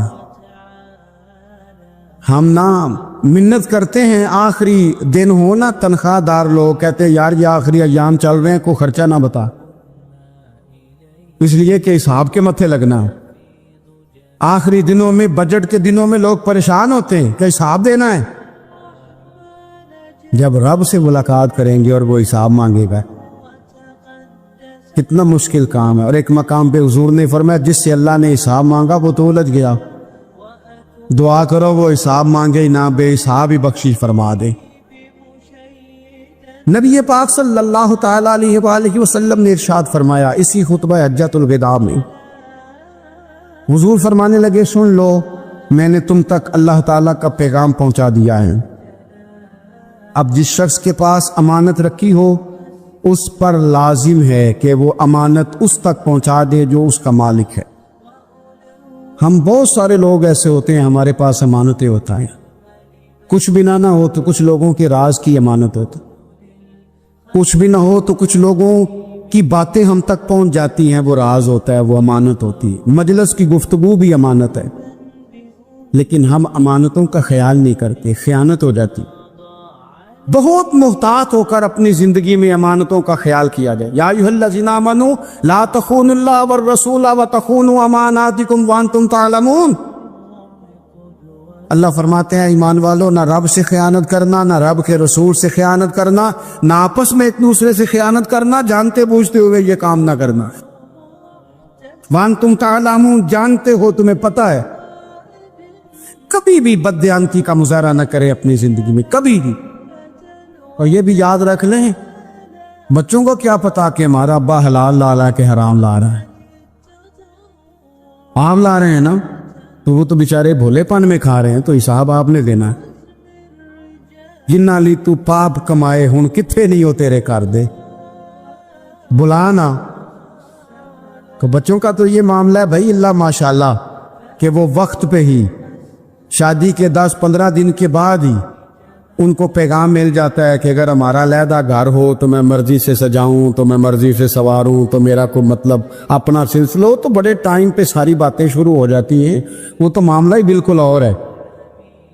تو بالکل کسی بھی امانت میں کبھی بھی خیانت کرنے کی کوشش نہ کریں، اور یاد رکھیں مال حرام جہاں آتا ہے وہاں بڑی تباہی آتی، جہاں لوگ بددیانت ہو جاتے ہیں وہاں معاملات بڑے خراب ہو جاتے ہیں۔ اللہ تبارک و تعالی دیانتداری کی توفیق عطا فرمائے۔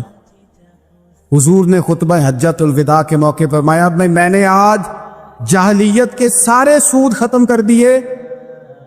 نبی پاک میدان عرفات میں کھڑے ہو کے فرمانے لگے جس بندے نے بھی کسی سے پیسے لیے ہیں وہ اصل رقم دے گا، زائد نہیں دے گا۔ حضور کے بڑے قریبی تھے ایک، فرمایا انہوں نے بھی کچھ لوگوں سے پیسے لیے ہوئے، چونکہ وہ سب لوگ کرتے تھے، حرام ہی نہیں تھا۔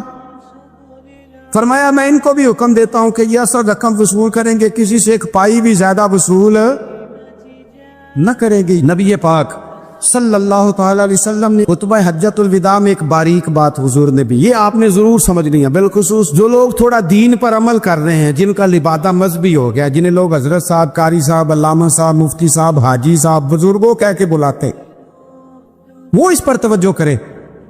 میرے نبی پاک صلی اللہ علیہ وسلم نے خطبہ حجۃ الوداع کے موقع پہ ارشاد فرمایا، لوگوں شیطان اب مایوس ہو گیا ہے، وہ تم سے بتوں کی پوجا نہیں کرا سکے گا، ہاں وہ تمہیں چھوٹے چھوٹے گناہوں میں مبتلا کرے گا، وہ تم سے چھوٹے چھوٹے عیب کرائے گا، تم سمجھو گے یہ تو غلطی کوئی نہیں۔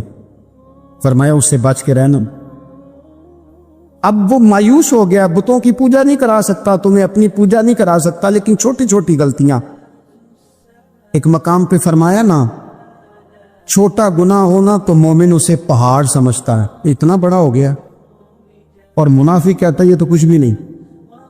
تو اپنی زندگی کے اندر چھوٹی چھوٹی کوتاہیاں، حضرت سعدی فرمایا کرتے تھے سیلاب اچانک نہیں آتے، پہلے چھوٹا سا سوراخ ہوتا ہے دریا کے کنارے، اسے بند نہ کیا جائے پھر بڑا ہو جاتا۔ حضور نے ہمیں بتلایا اسے مناؤ، اس کی بارگاہ عالی مرتبت میں جھکو، اور حضور نے خود بھی یہ طریقہ ہمارے سامنے بطور سنت کے چھوڑا، اور پھر نبی پاک صلی اللہ علیہ وسلم نے آگے بڑھ کے ہمیں کچھ اور باتیں بھی ارشاد فرمائی۔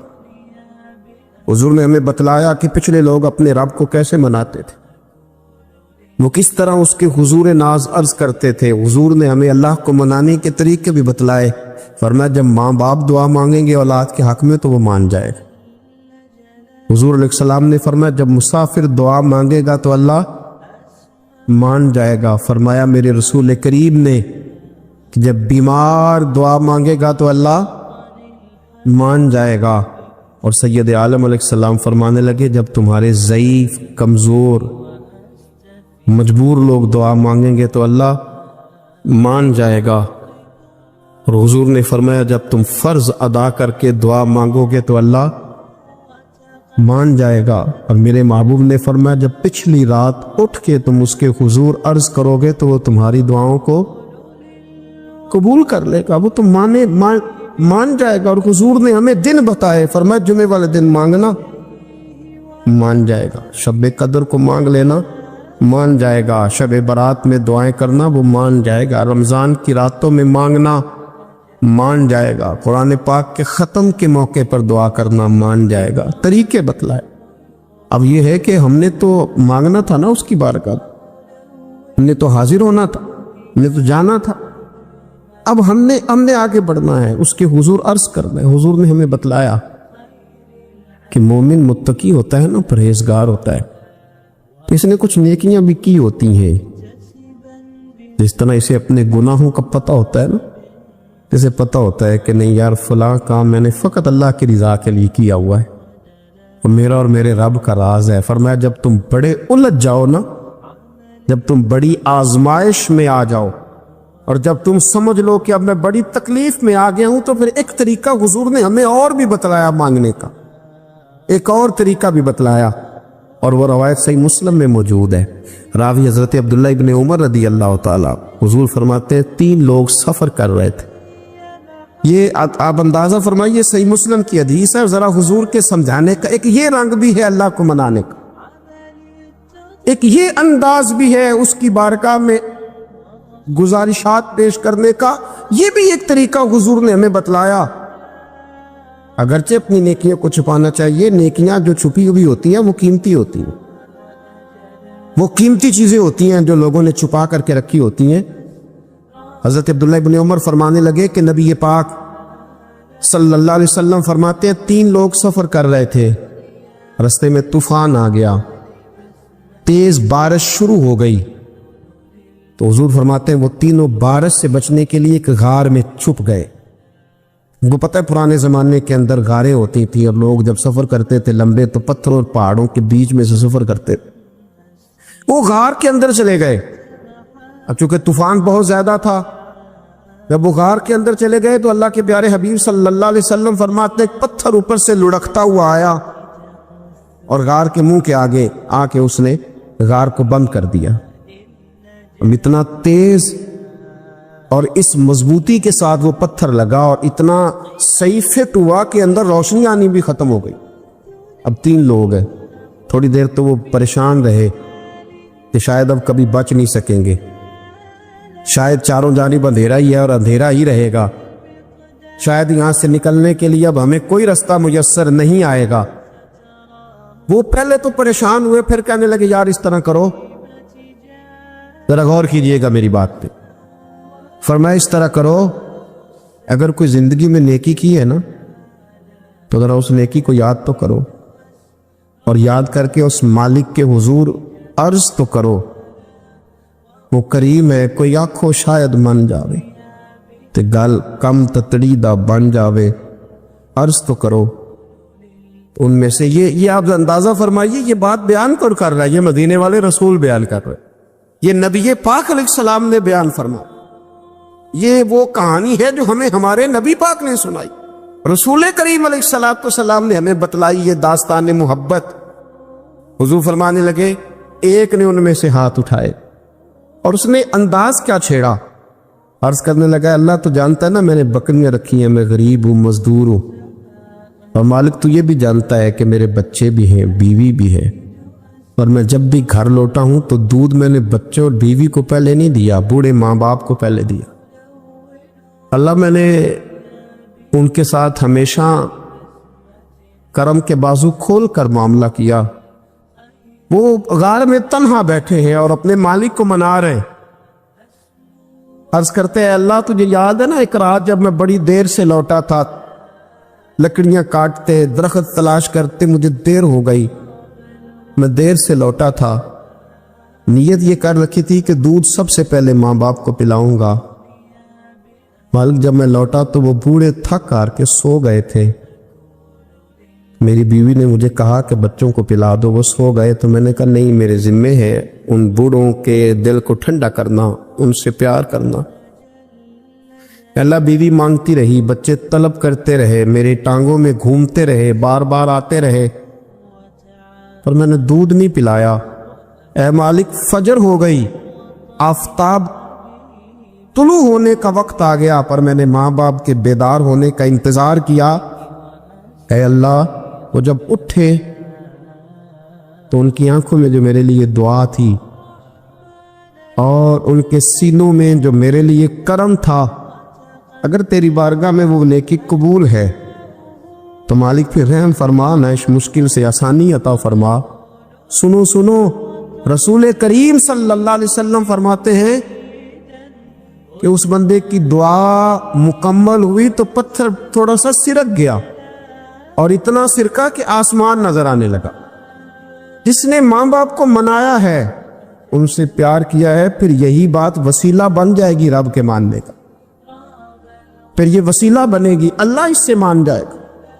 پھر رسول کریم صلی اللہ علیہ وسلم فرمانے لگے،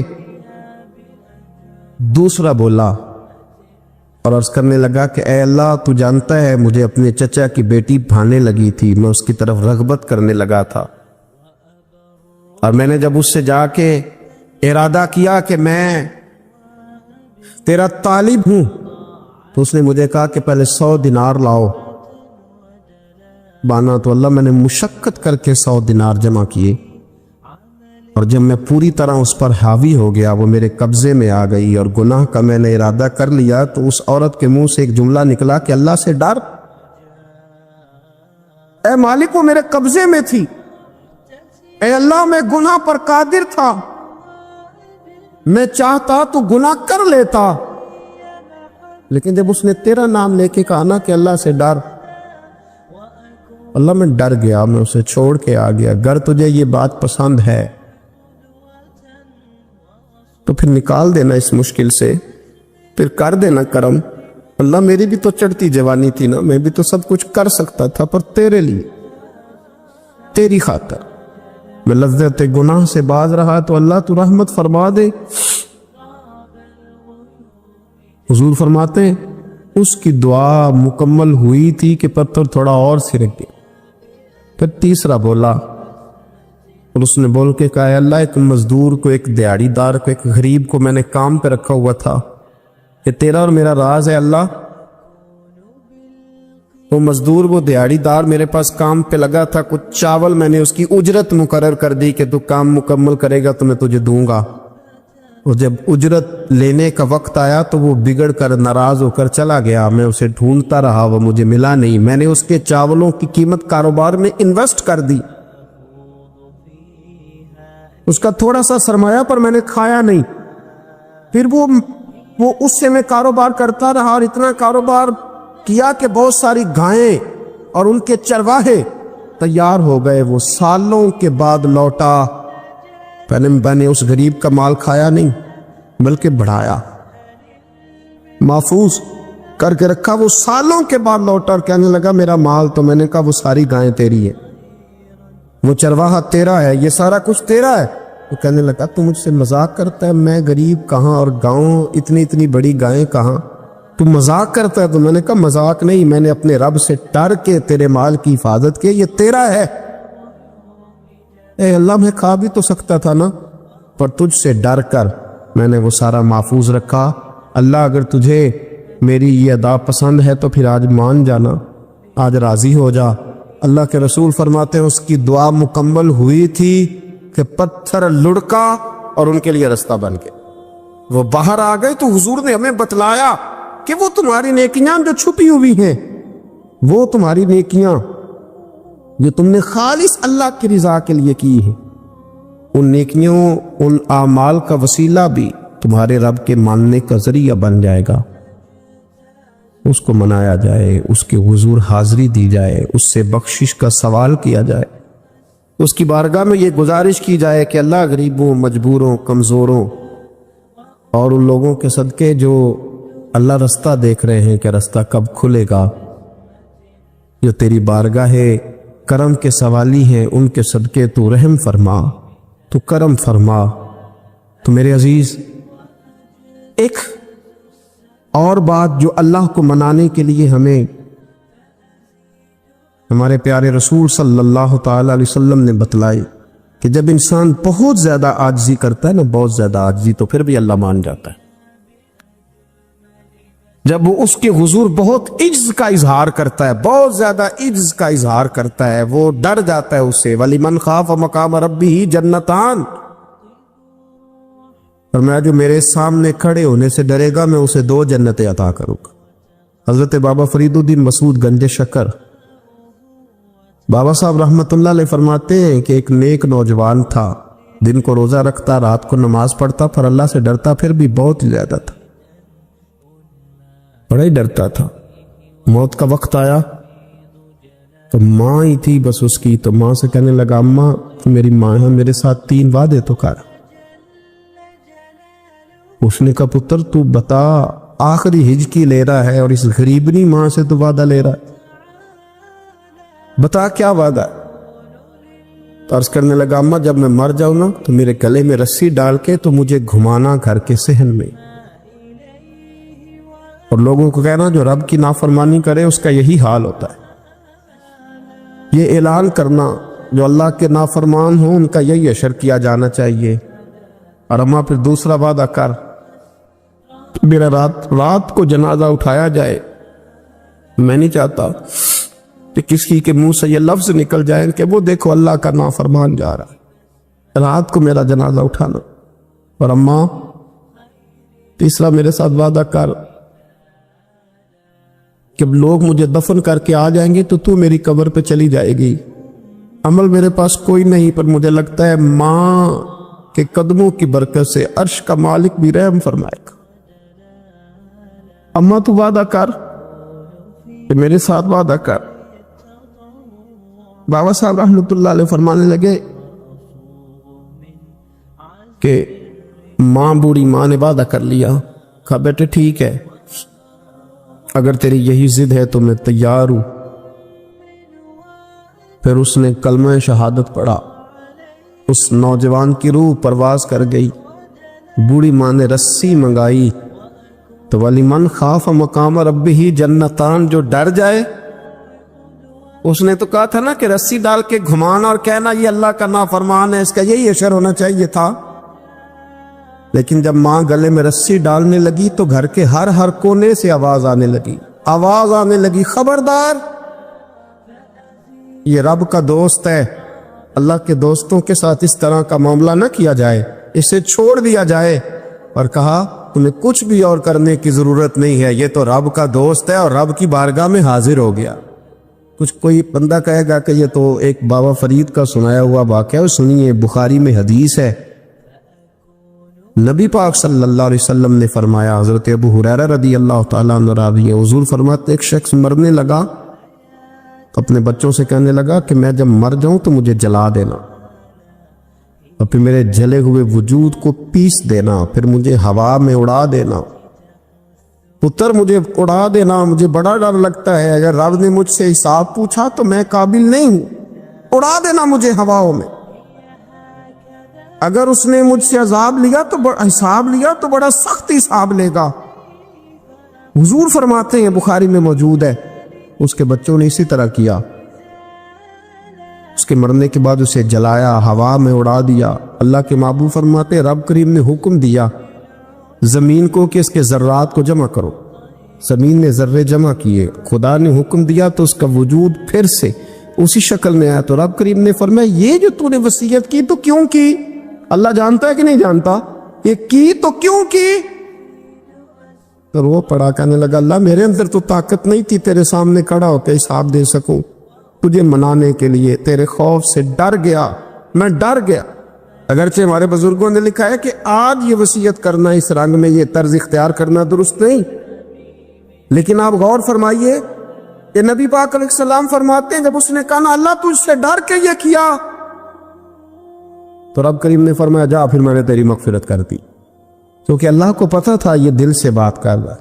ایک چوتھی بات، میرے رسول پاک علیہ السلام نے فرمایا کہ جب رب نہ مانے تو پھر وہ کمزوروں کے صدقے مان جاتا ہے، پھر وہ ضعیفوں کے صدقے مان جاتا ہے. فرمایا اللہ تم سے بارشیں روکنا چاہتا ہے پر تمہارے ضعیفوں، کمزوروں، غریبوں کے صدقے، مجبوروں کے صدقے وہ تم پر بارشیں برساتا ہے.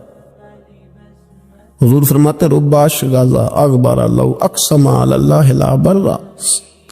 کچھ ایسے لوگ ہوتے ہیں کہ ان کے بالوں میں خاک پڑی ہوتی ہے، چہروں پہ مٹی الجھے ہوئے ہوتے ہیں، لیکن اگر وہ اللہ پہ قسم کھا لیں تو اللہ ان کی قسم بھی پوری کر دیتا، قسم بھی.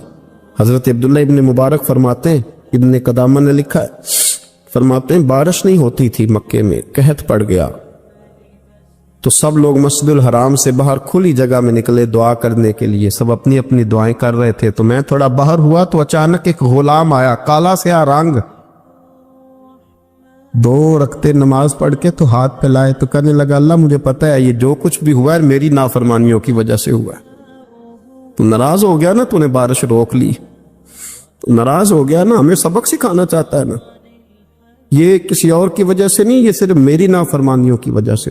اللہ رحم فرما، تیرے بندے تھوڑی سی بھی سختی برداشت کرنے کی طاقت نہیں رکھتے، کمزور ہیں، ڈر جاتے، غلام ہے، دعائیں مانگ رہا.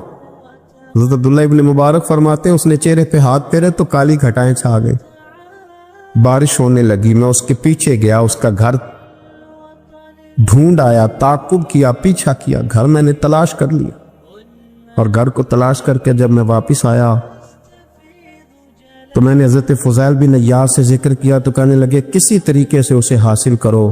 فرماتے میں اس کے گھر گیا، اس کے مالک نے مجھے دیکھا تو کہا عبداللہ ابن مبارک میرے گھر، اتنے بڑے ولی، اتنے بڑے درویش، اتنے بڑے محدث.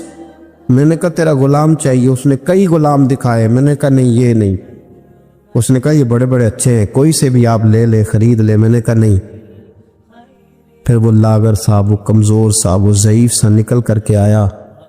میں نے کہا یہ مجھے دے دو. تو کہنے لگا یہ تو بیچارہ بے ضرر سا آدمی ہے، کیا لے کے کریں گے. میں نے کہا نہیں مجھے یہی چاہیے. میں اس کو ساتھ لے کے چلا تو راستے میں پوچھنے لگا آقا میرے اندر تو کوئی ایسی بات نہیں تھی، مجھے کیوں خریدا؟ آپ مجھ سے کیا خدمت لیں گے؟ تو عبداللہ ابن مبارک فرمانے لگے میں نے کہا کوئی خدمت بھی نہیں لوں گا، میں تو خود تیری خدمت کروں گا، میں تیرا بیاہ کراؤں گا، تیرے لیے مکان بناؤں گا، میں تیری خدمت کروں گا، میں تیرا اور تیرے رب کا رشتہ دیکھ چکا ہوں، میں تیرا اپنے مالک کے ساتھ جو تعلق ہے اسے دیکھ چکا ہوں۔ کہتے میں نے یہ لفظ کہے تو مجھے کہنے لگا 2 رکعتیں پڑھ لوں، اب مجھے لے جانا پر 2 رکعتیں پڑھ لوں۔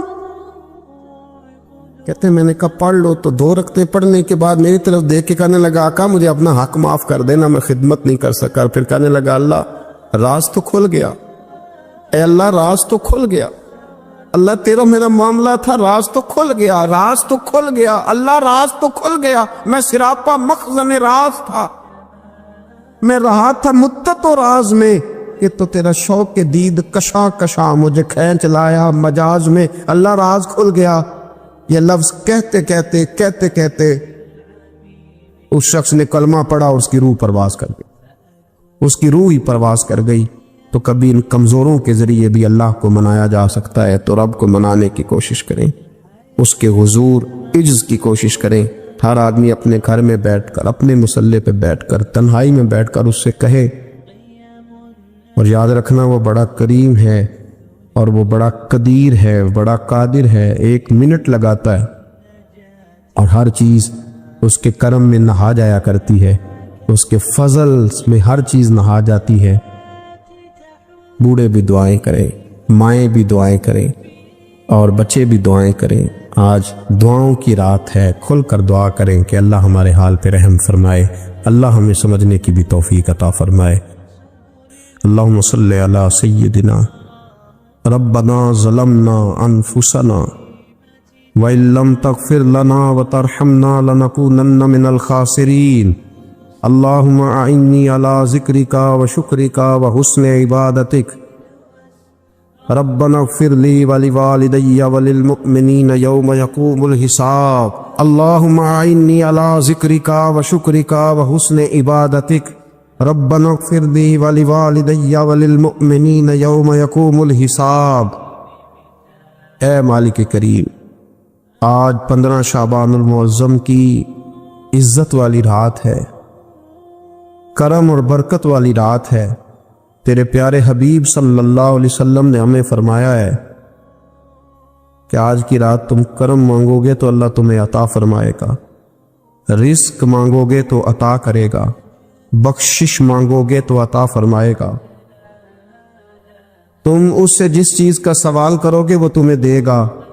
اے مالک کریم، تیرے عاجز بندے ہیں، جب دنیا سے تھک جاتے ہیں، کمزور پڑ جاتے ہیں، جب ہمارا عجز ہم پر غالب آ جاتا ہے، جب ہماری کمزوریاں ہمارے سامنے واضح ہو جاتی ہیں، تو پھر تیرے حضور حاضر ہو جاتے ہیں۔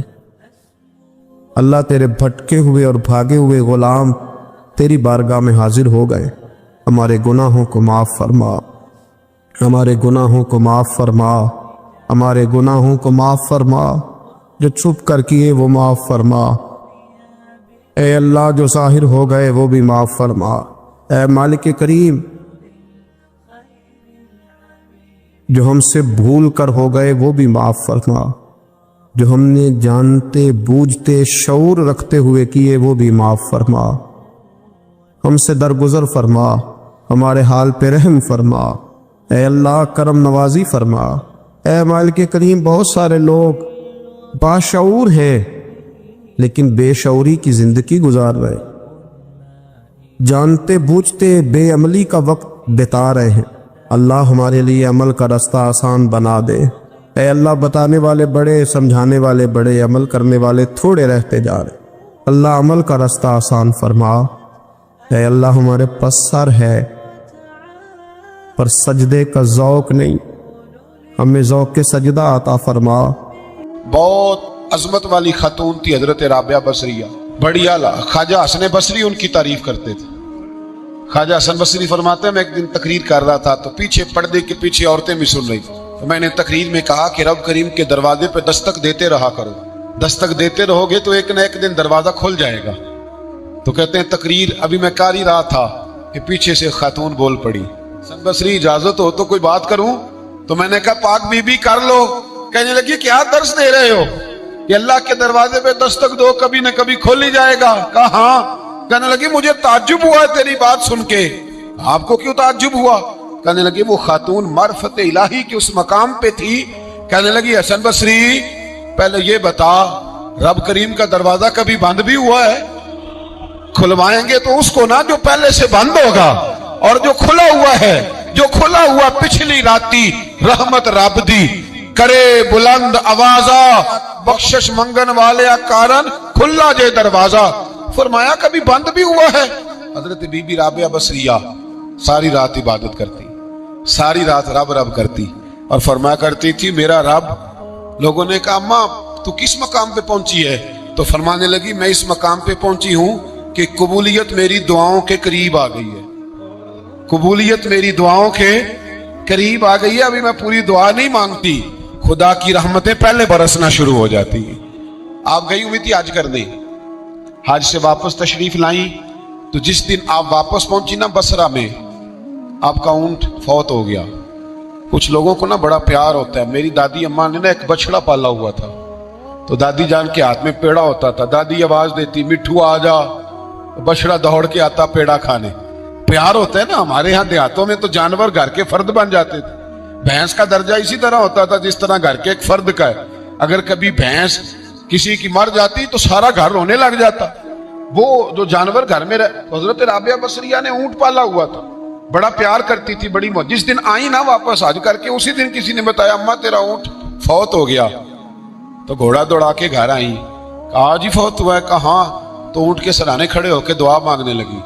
کہنے لگی مولا جب میں حج کرنے گئی تھی تو اپنا مال اسباب تیرے حوالے کر کے گئی تھی، تیرے سپرد کر کے گئی تھی، اور مولا جو تیرے سپرد کرے تو تو اس پہ رحمت کرتا ہے، تو تو فضل کرتا ہے. ابھی دعا مانگی رہی تھی ہر مشکل دی کنجی یارو ہاتھ مرداں دے آئی. ابھی دعا مانگی رہی تھی، ایک آدمی چلایا، کہنے لگا اماں جی لوگوں کو غلط فہمی ہو گئی ہے، اونٹ مرا تو نہیں، وہ تو زندہ ہے، وہ تو پیر ہی لا رہا ہے. ایسے ہی غلط فہمی ہو گئی، سویا ہوگا، بے ہوش ہوا ہوگا، زندہ ہے. جناب رابعہ بصریہ رحمت اللہ تعالی علیہ سجدے میں گر گئی. فرمانے لگی اونٹ زندہ تھا یا مردہ تھا، ایک بات سچی ہے کہ میرا رب بڑا کرم فرمانے والا ہے، میرا اللہ بڑا غفار ہے، میرا رب بڑا مہربان ہے، وہ بڑا ہی رحمت کرنے والا. ہمارا جب مزاج بن جاتا ہے مایوسی کا، پھر معاملہ ذرا ہمارے لیے گمبھیر ہو جاتا ہے. اگر ہم یہ ذہن بنائے نا کہ مشکل میرے اللہ کی طرف سے آئی ہے تو وہ مجھے آسانی بھی ضرور عطا کرے گا، تو پھر اللہ ضرور ہی آسانیاں عطا فرماتا ہے. اور جو مشکلات زندگی میں آتی ہیں نا، حضرت مولا علی شیر خدا رضی اللہ تعالیٰ عنہ کا بڑا خوبصورت فرمان ہے. حضرت علی فرماتے ہیں جب تجھے مشکل آتی ہے تو وہ تجھے رب کا پتہ بتانے آتی ہے، وہ تجھے اللہ کا پتہ بتاتی ہے. اس لیے کہ جب تو سارے اسباب کر لیتا ہے، جو ضرورت ہوتی ہے پوری کرتا ہے، تندرست ہو کے وہ کام کرتا ہے، پھر بھی کام نہیں ہوتا، تو اس کا مطلب ہے کرنے والا تو نہیں، کرنے والا کوئی اور ہے جو کام کرنے والا، کوئی اور ہے. تو عزیز بھائی یاد رکھیں، ہر مشکل کے ساتھ اللہ نے آسانی رکھی ہوتی ہے. اگر اللہ تبارک و تعالیٰ بیماری عطا کرے تو اس کے ساتھ اللہ پھر جو تندرستی دیتا ہے وہ بھی بڑی اعلیٰ ہی عطا فرماتا ہے. اگر اللہ کبھی غربت دے تو پھر اس کے بعد جو اللہ تعالیٰ آسانی دیتا ہے وہ بھی بڑی اعلیٰ ہی عطا فرماتا ہے. اگر کہیں سے آپ کو دکھ ملتے ہیں تو پھر جب سکھوں کا وقت آتا ہے تو پھر گنے نہیں جاتے. یاد رکھیں مشکلات کے پہلو میں آسانیاں ہوتی ہیں، اور جس آدمی کو مشکل آتی نہیں، میرے نبی کریم سید عالم صلی اللہ علیہ وسلم نے فرمایا مومن کو جو مشکل بھی آتی ہے اللہ اس کی برکت سے اس کے گناہوں کو معاف فرماتا ہے. جہاں بھی ہو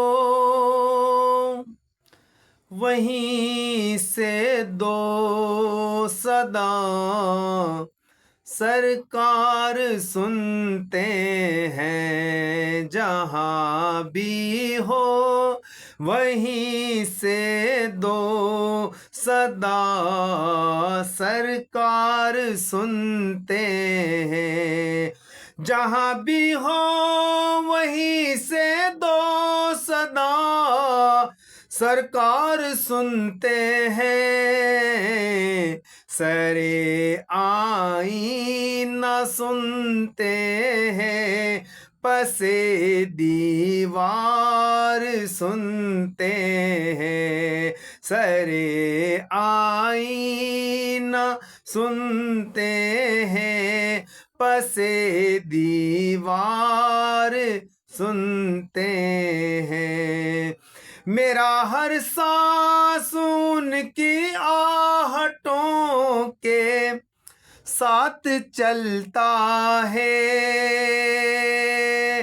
میرا ہر سانس ان کی آہٹوں کے ساتھ چلتا ہے، میرے دل کے دھڑکنے کی بھی وہ رفتار سنتے ہیں، میرے دل کے دھڑکنے کی بھی وہ رفتار سنتے ہیں، کھڑے رہتے ہیں اہل تخت بھی دہلیز پر ان کی،